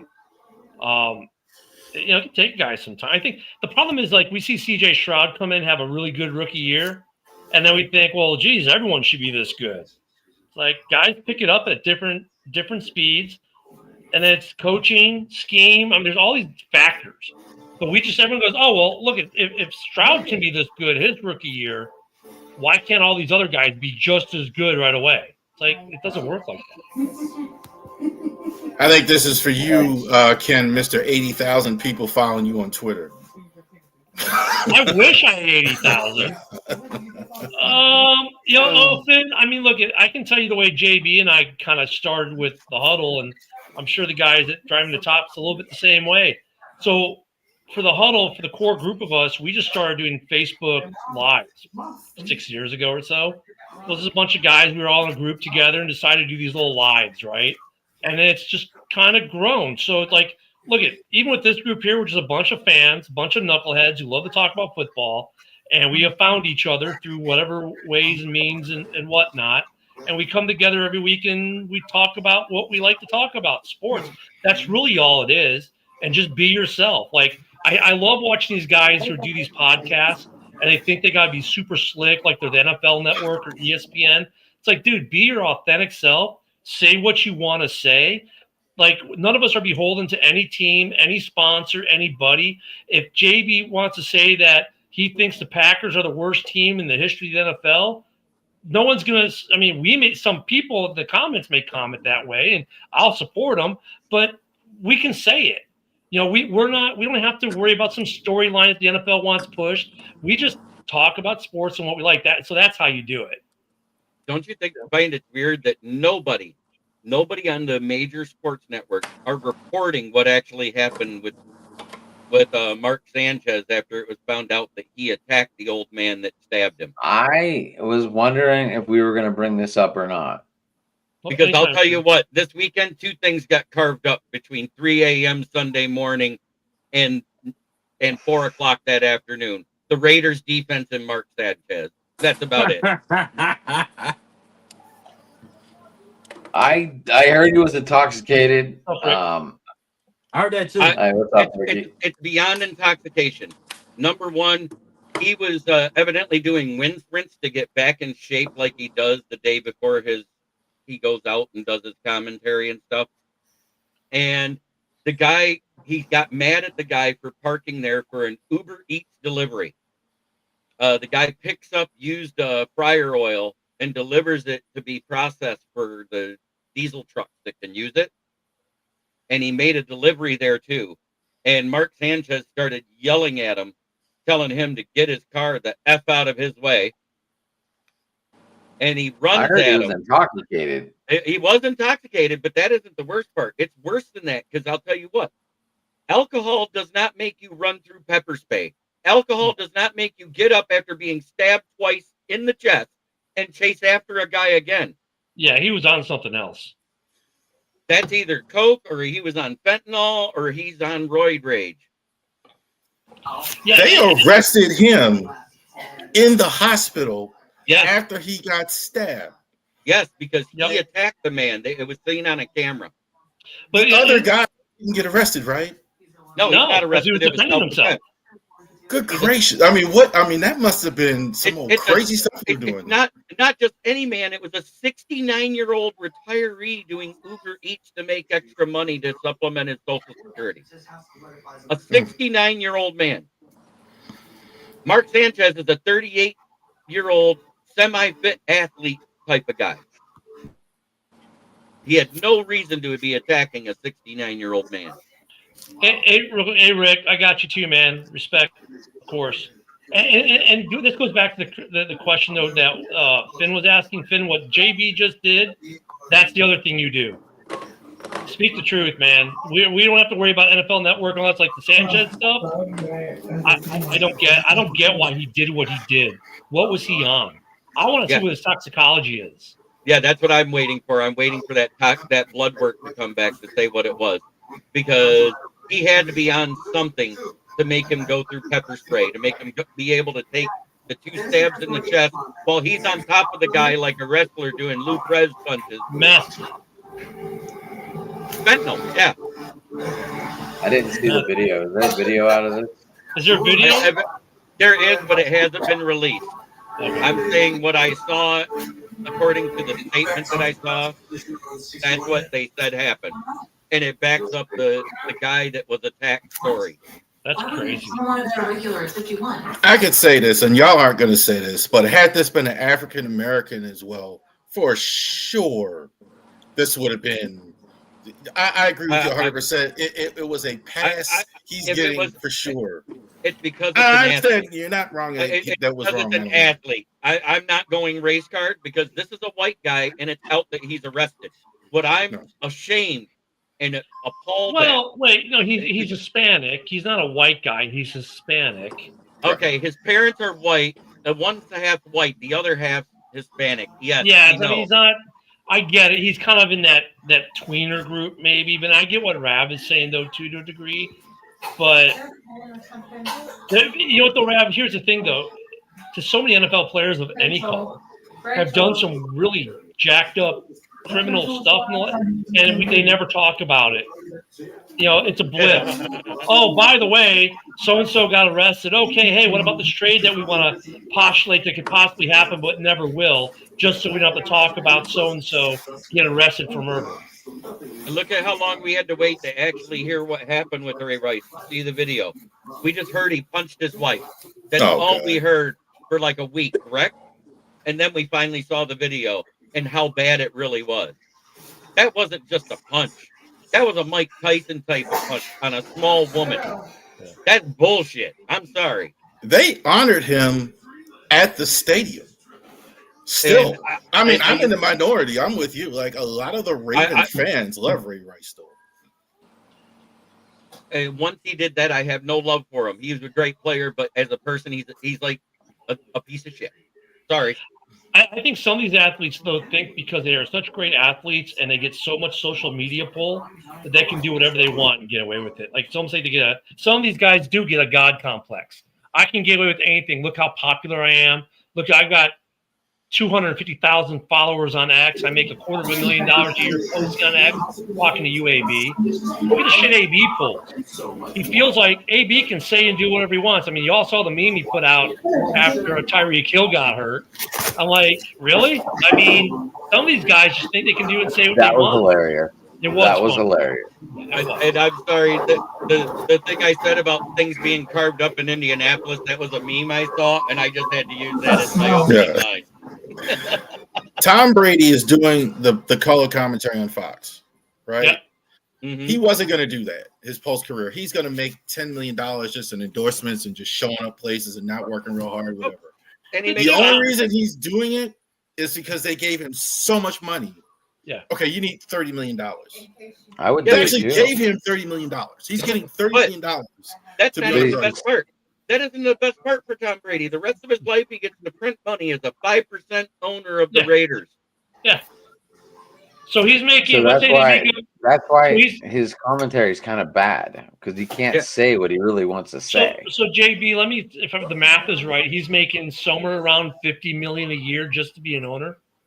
Yeah. 5%. Because you 5%. figure most Most NFL teams make teams $1 billion. make about $1 billion each NFL team in profit.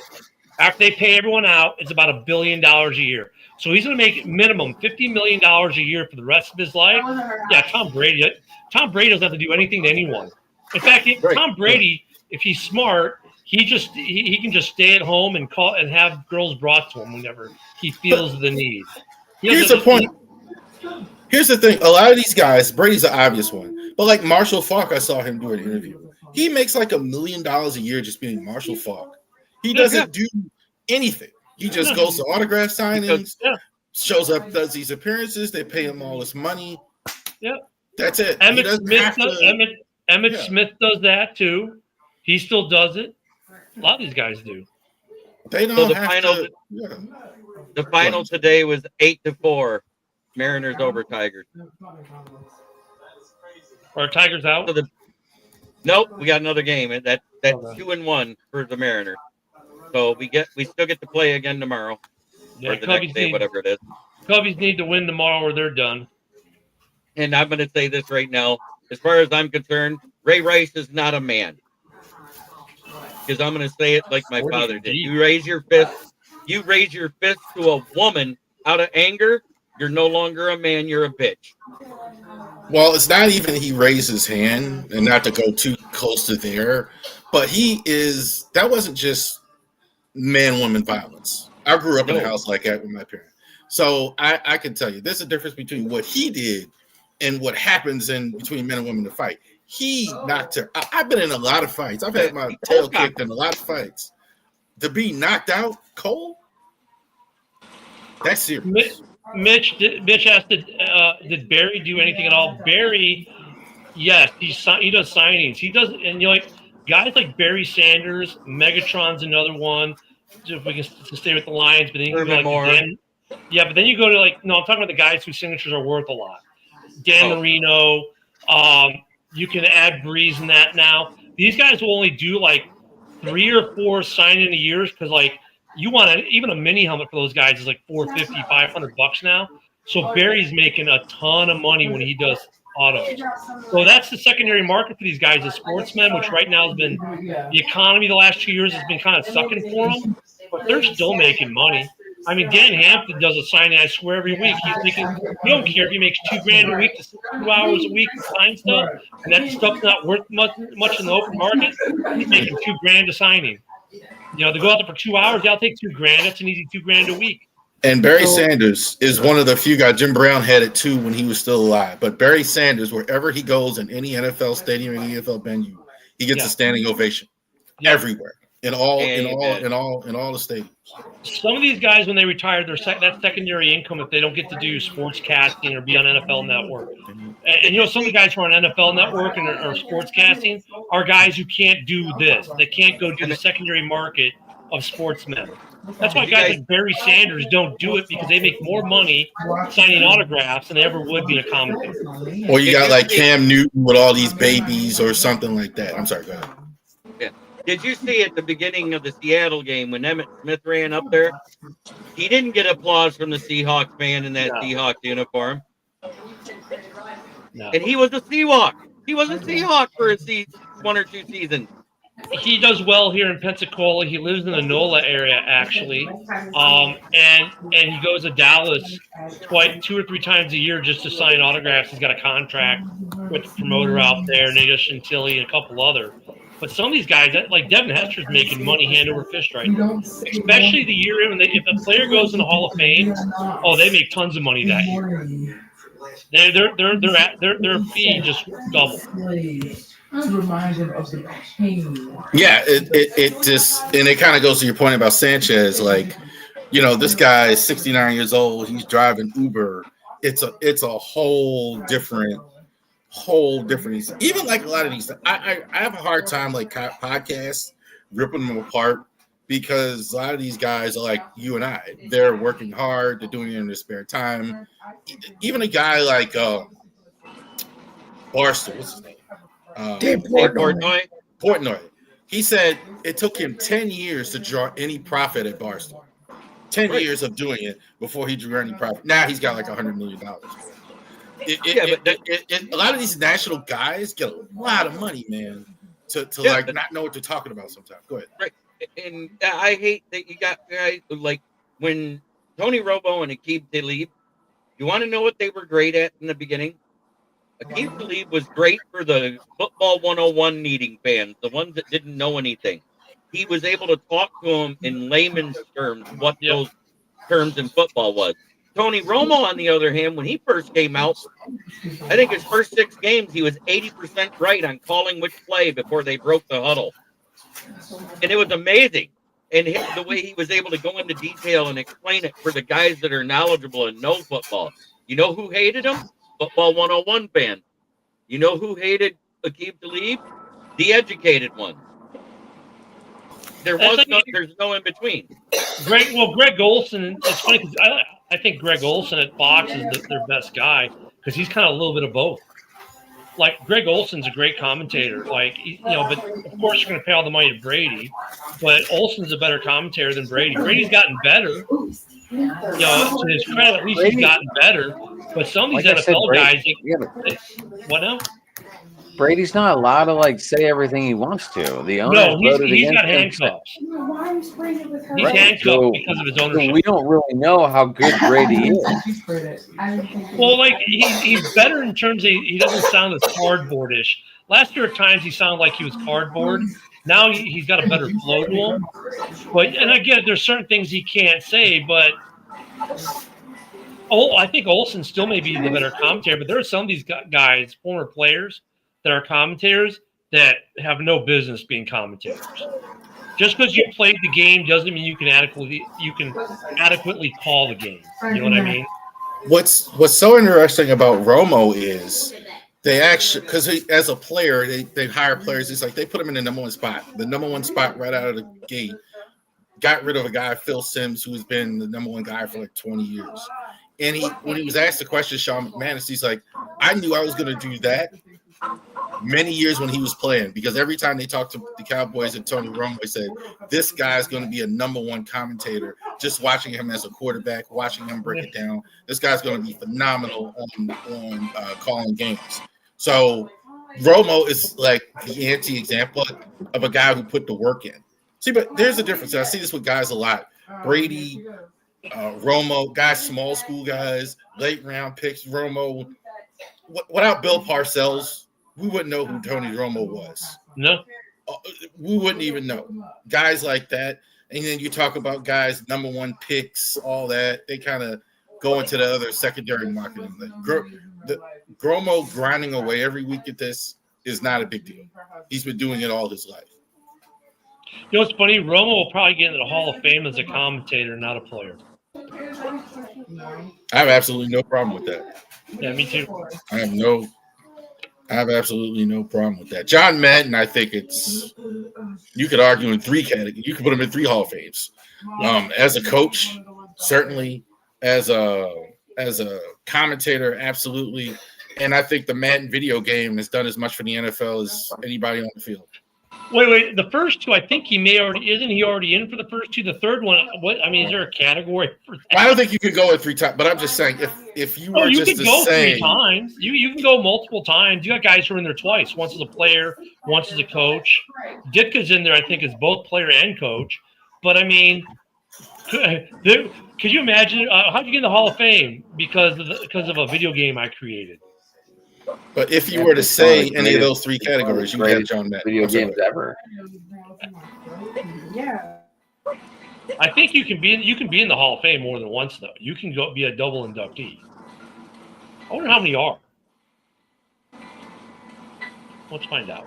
Well, I'm going to disagree with you on that because in that case, Pete Rose should be in there as a player. Well, that's a whole nother ball game. You're not talking MLB. Yeah, but wouldn't that be the same thing though? Congratulations to Herman Moore because he's actually finally up for getting into the Hall of Fame this year. Because if you look at his numbers for the length of time that he played, he had just barely enough time to qualify, but his numbers were good enough to be there.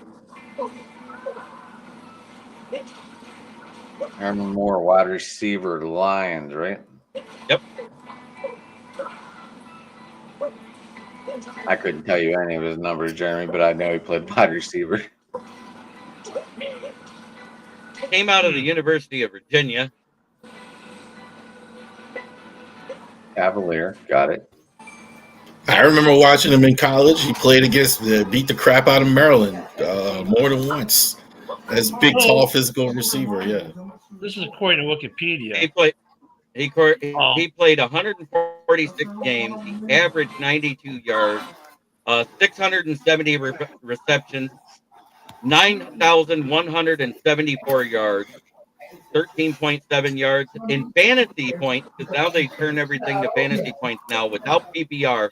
He had 1,283.4 points in his career. I gotta get going, guys. All right, Jamie.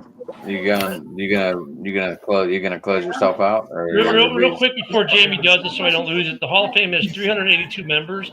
They have not designated how many, if any at all, are in there, are qualified in the Hall of Fame for more than one category. Go ahead, Jamie. Right. But I just say he had a good.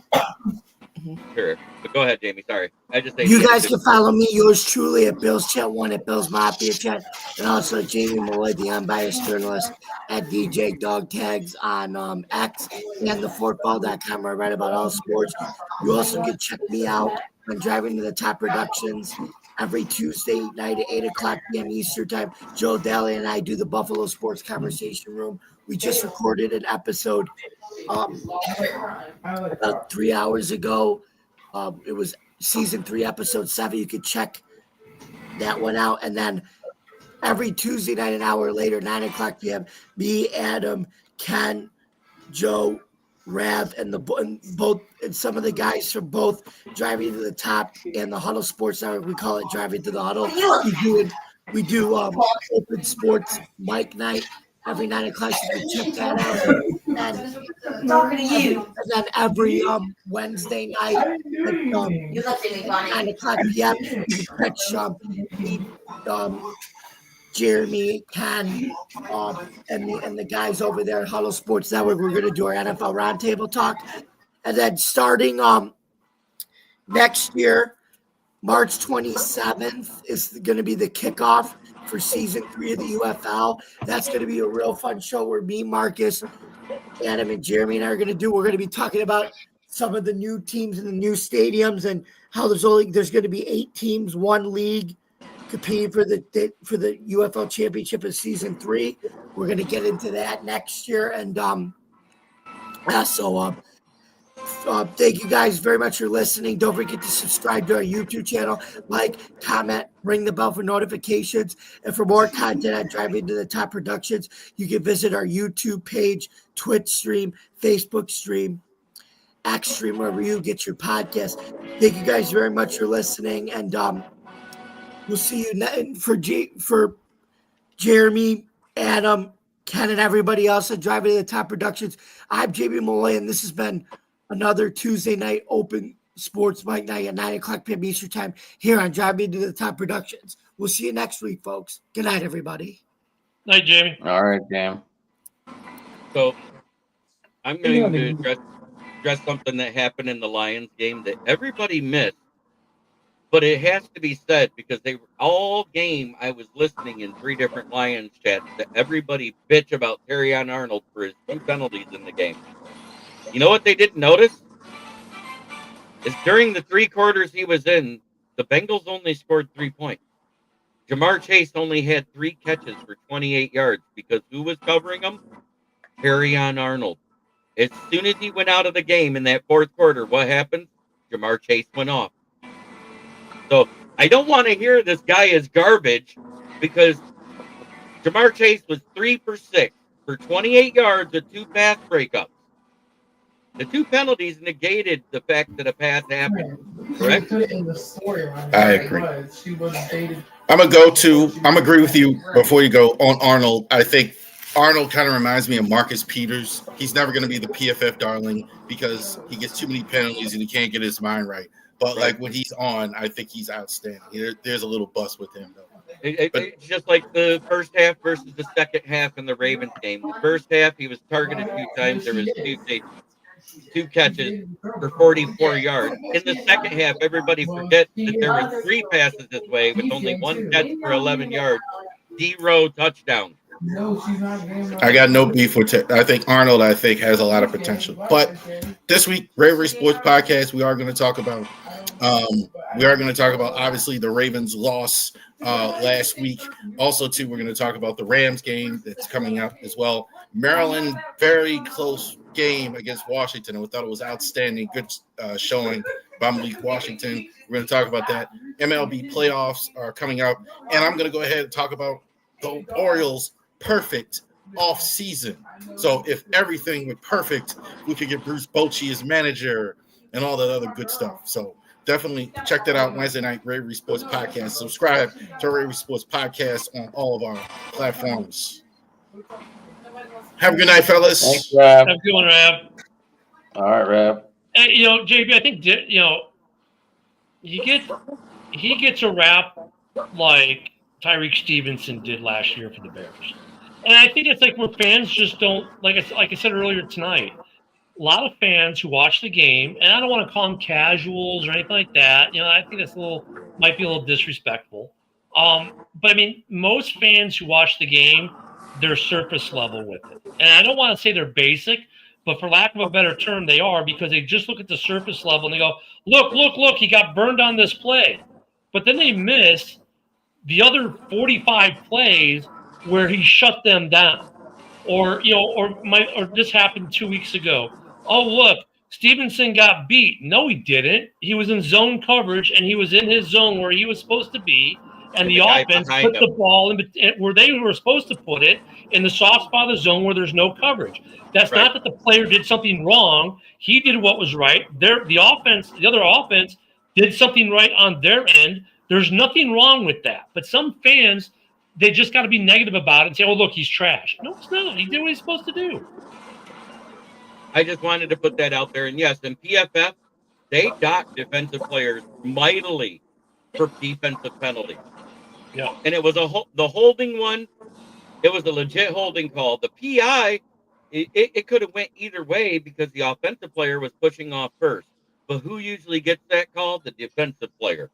Well, and that's subjective. It's whatever the ref sees. What he may not see the other guy's hand underneath tugging, or they're obstructed from replay. That's your thing. As a fan, we always have and this happens where there's like, oh, look, your quarterback missed a guy easy in the middle or on the other side of the field, or oh, look, the ref missed his call. Yes, we have the luxury of watching a replay in super slow-mo with a wide-angle view of the whole field that these guys don't get.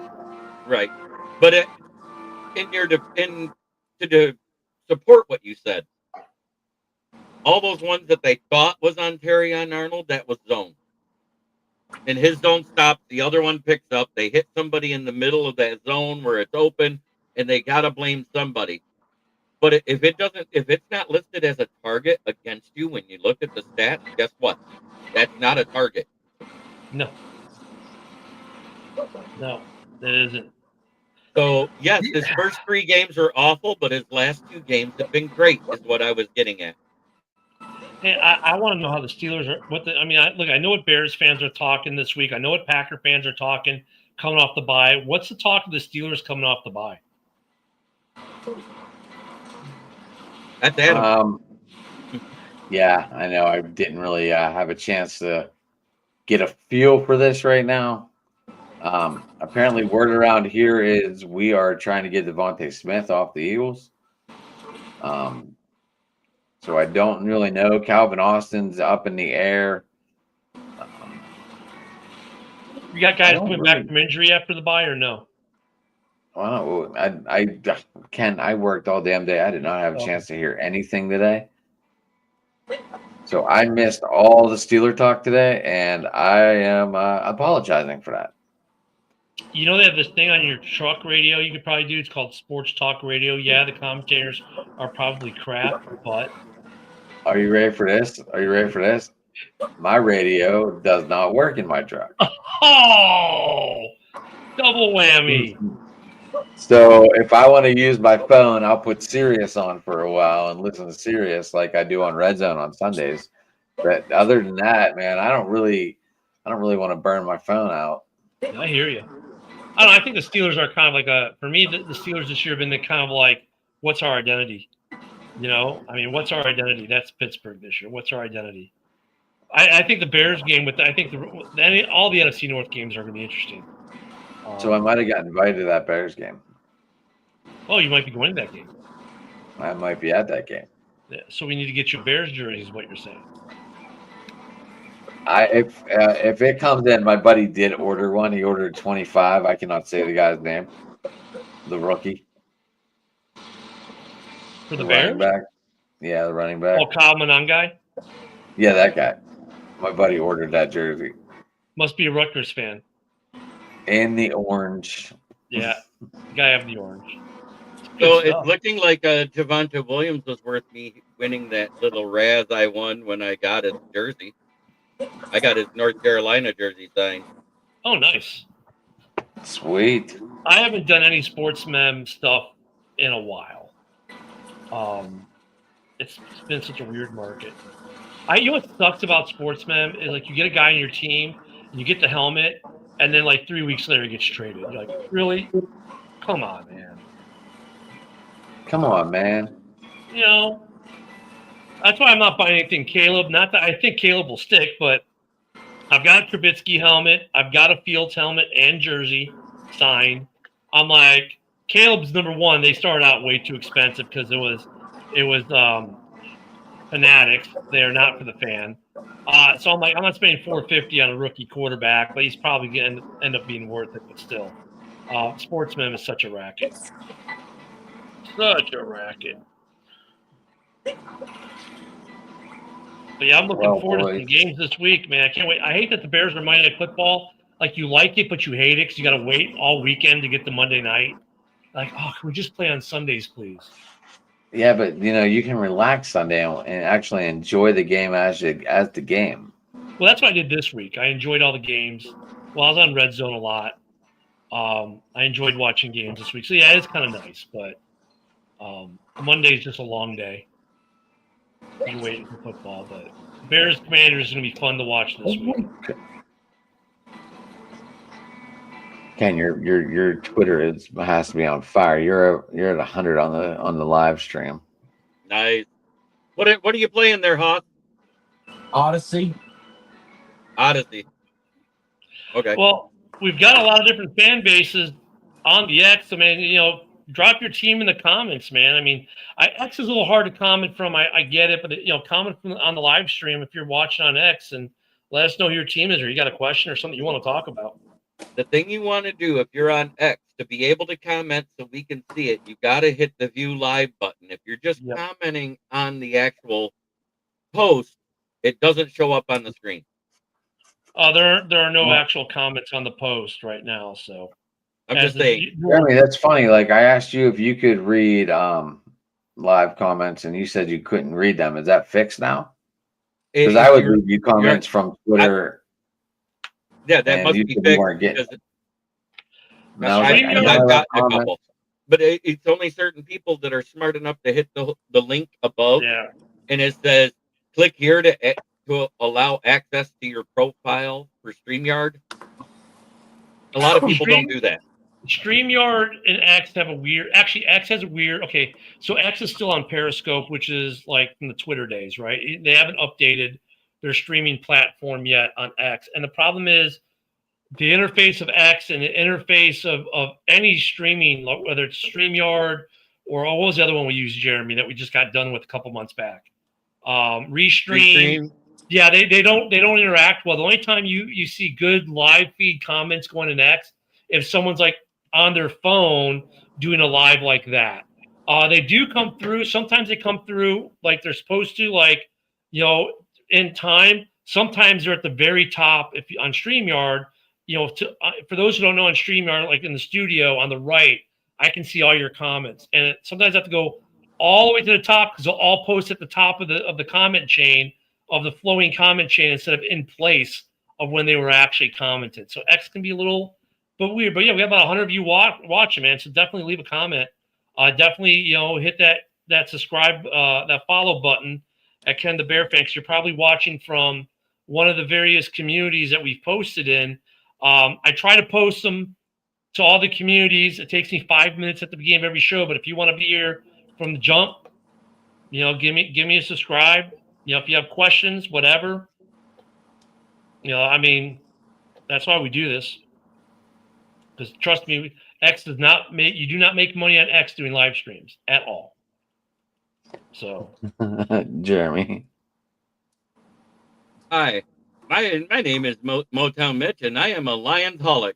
Yeah, for over 50 for the 50 years I've been alive, and the last 3 or 4 have been pretty good for the Lions. Oh, it's been 4 now, right? This is the start of the 4th season of it being pretty good, right? Is that correct? Right? Because 9-8, 12-5, 15-2. So for 46 of them, let's be real here. For 46 of them, we were Browns fans. You know what I mean? We were awful. Yeah, but you had Barry Sanders to cheer for. You had Megatron to cheer for. They had good players to cheer for too. But you know what I'm saying? They had their good players. Who? I'm saying the Browns. Joe Thomas, Jim Brown. Alignment. You want me to go crazy for alignment? I understand he had like 6 sacks total, and he's well deserved in the Hall of Fame. But you're talking about alignment. We're talking about offensive juggernauts that should have carried the team somewhere. Yeah, well, no, the problem the Lions had, though, is they never had a defense to go with Matt Stafford in the offense. That's not true. I'm going to fight that because 14-15, we had the best defense in the league that year.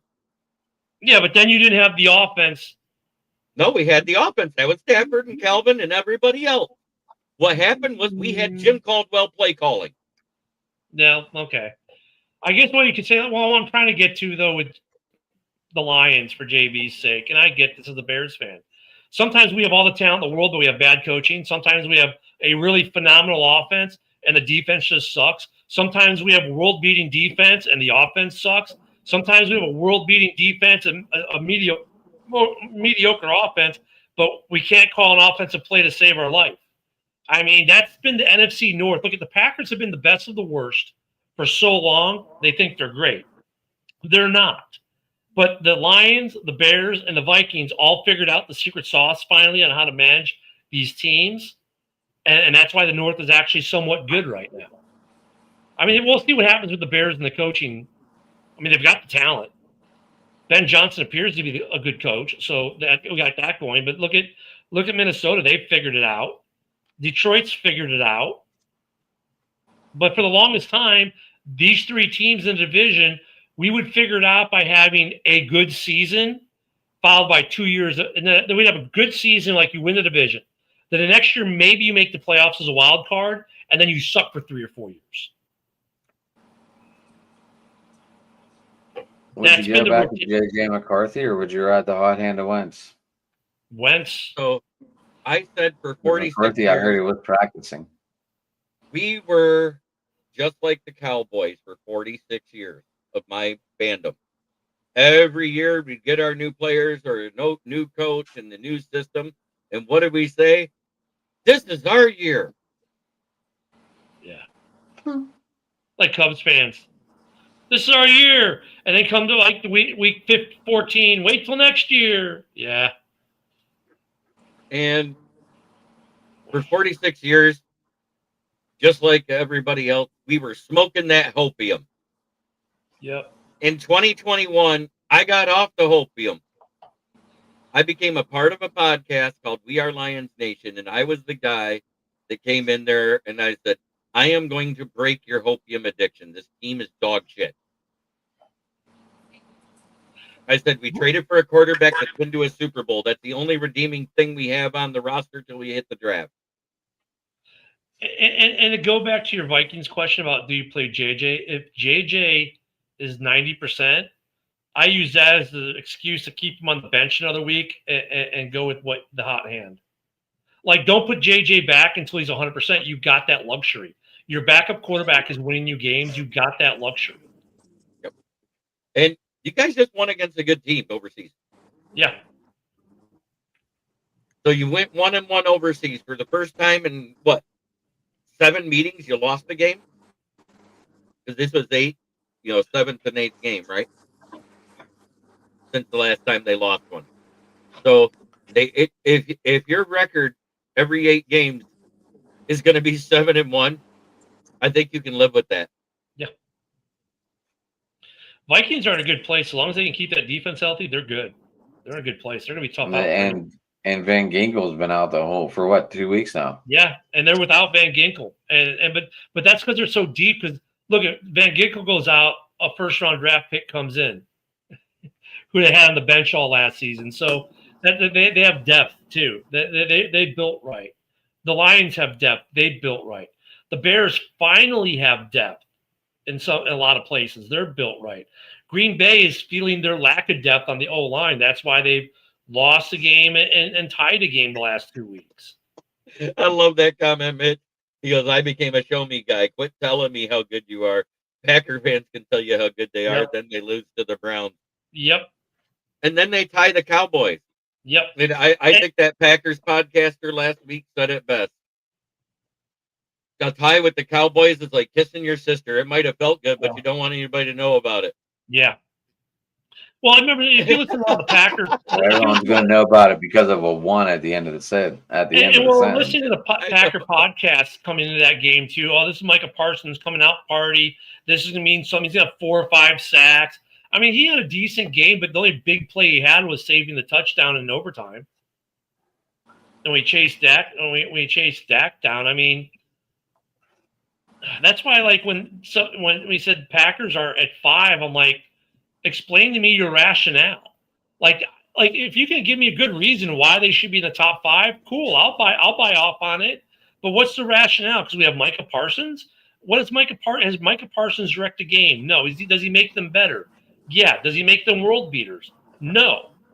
Do they still have problems offensively? Yes. Do they have problems defensively? Well, yeah. They just gave up 40 points to the Cowboys, and they lost to the Browns prior to that. The only game they've won convincingly was week 1 against a Lions team that was trying to figure out who the hell they were that week.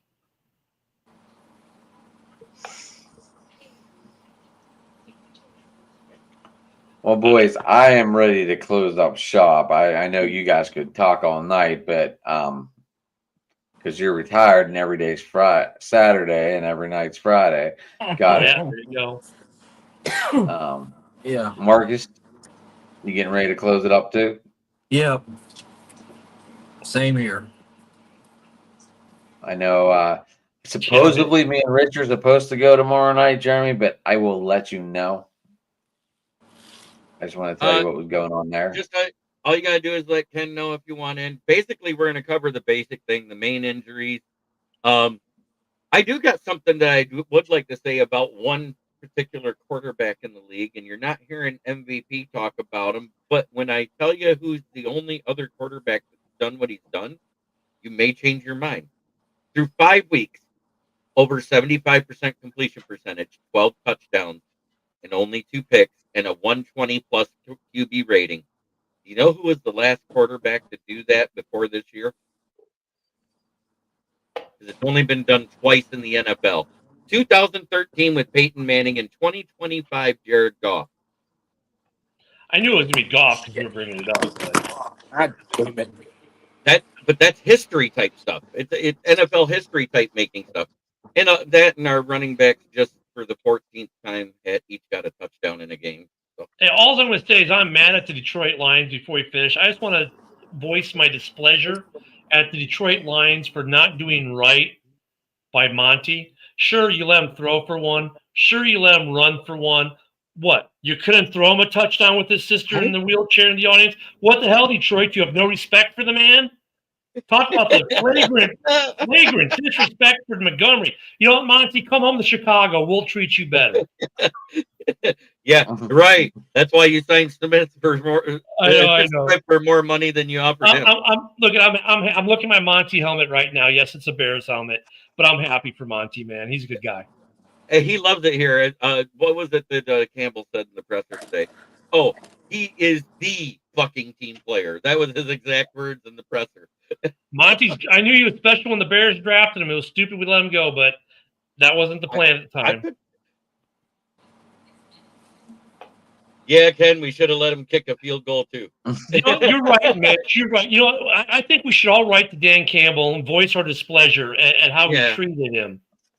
Should have let him. And Dan Campbell might just go like that. Yeah. I know, he will. He will. No, you know what? Dan Campbell will send me a $5 gift card to Applebee's. You know what was funny is that Monday Night Football with the whole playbook. When we played you guys, Ken, that night when you guys came to Ford Field, all week, all we heard is, "Oh, what are the Bears going to do with Ben Johnson and run all over this defense like the Packers?" That's all we heard out of announcers all week on all the networks. And it was funny because they did one of those fake Applebee's commercials. Instead of it being Kevin with the picture there, it was Ben Johnson with the Employee of the Month picture behind Dan Campbell at Applebee's. He goes, "I'm coming for you, Ben." That's hilarious. I'll tell you what, though. You want that rivalry this year might not be as good, but next year is when that rivalry between those games are going to be special. They're going to be fun. I said year 2 or 3 before the big turnaround happens. As soon as he got there, that's if he makes it there. Because if the trajectory of the Bears doesn't get to a winning culture, and I'm not saying you're not winning right now. I'm saying a winning culture for the season. Because that's what needs to happen for them to see that the light bulb is switched. Look, I can tell you from watching the Bears for decades that I haven't seen a team cohesiveness or a way the players talk about a coach like this since when they hired Lovie Smith, maybe. Right. He's different. He's definitely intense. The players, he holds them accountable. The players love that. Lovie Smith did that. It's funny because he's so intense in the game, and then he's so funny at a press conference. So I think he's going to be okay. I think he's going to be one of those coordinators who becomes a good coach, unlike some of these other guys. There are some coordinators who just should never be a head coach.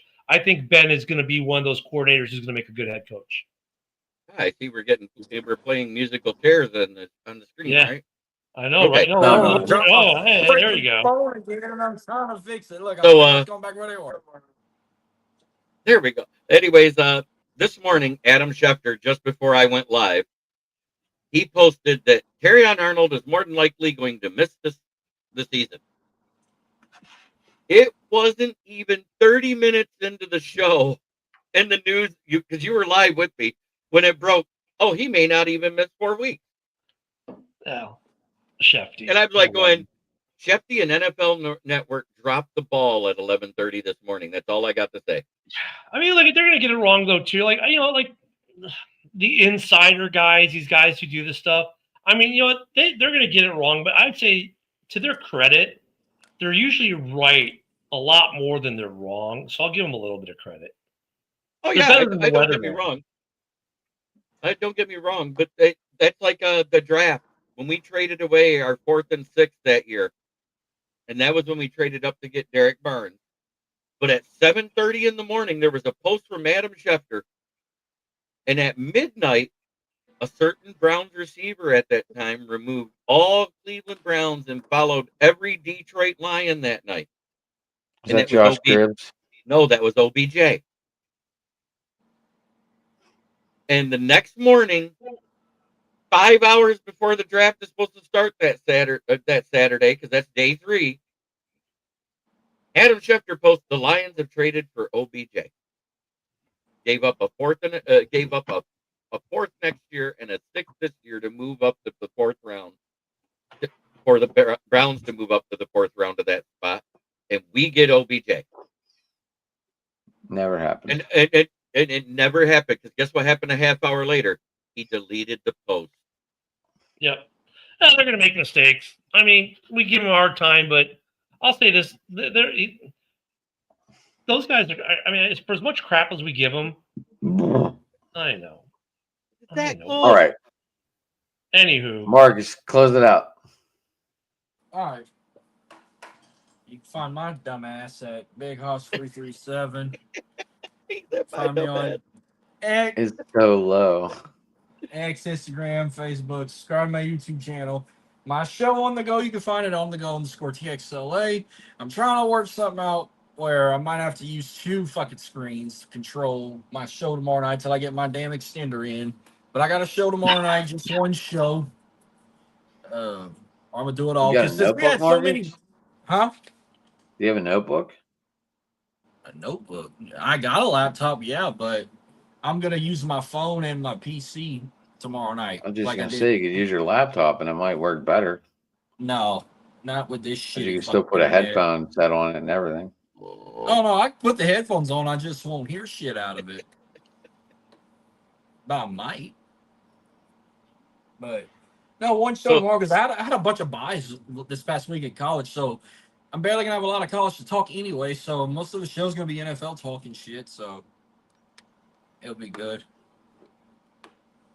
Other than that, that's where you find me. and every so often you catch Hoss on Ken and Ken in the morning. Yeah, probably Thanksgiving before I'll be able to pop on again.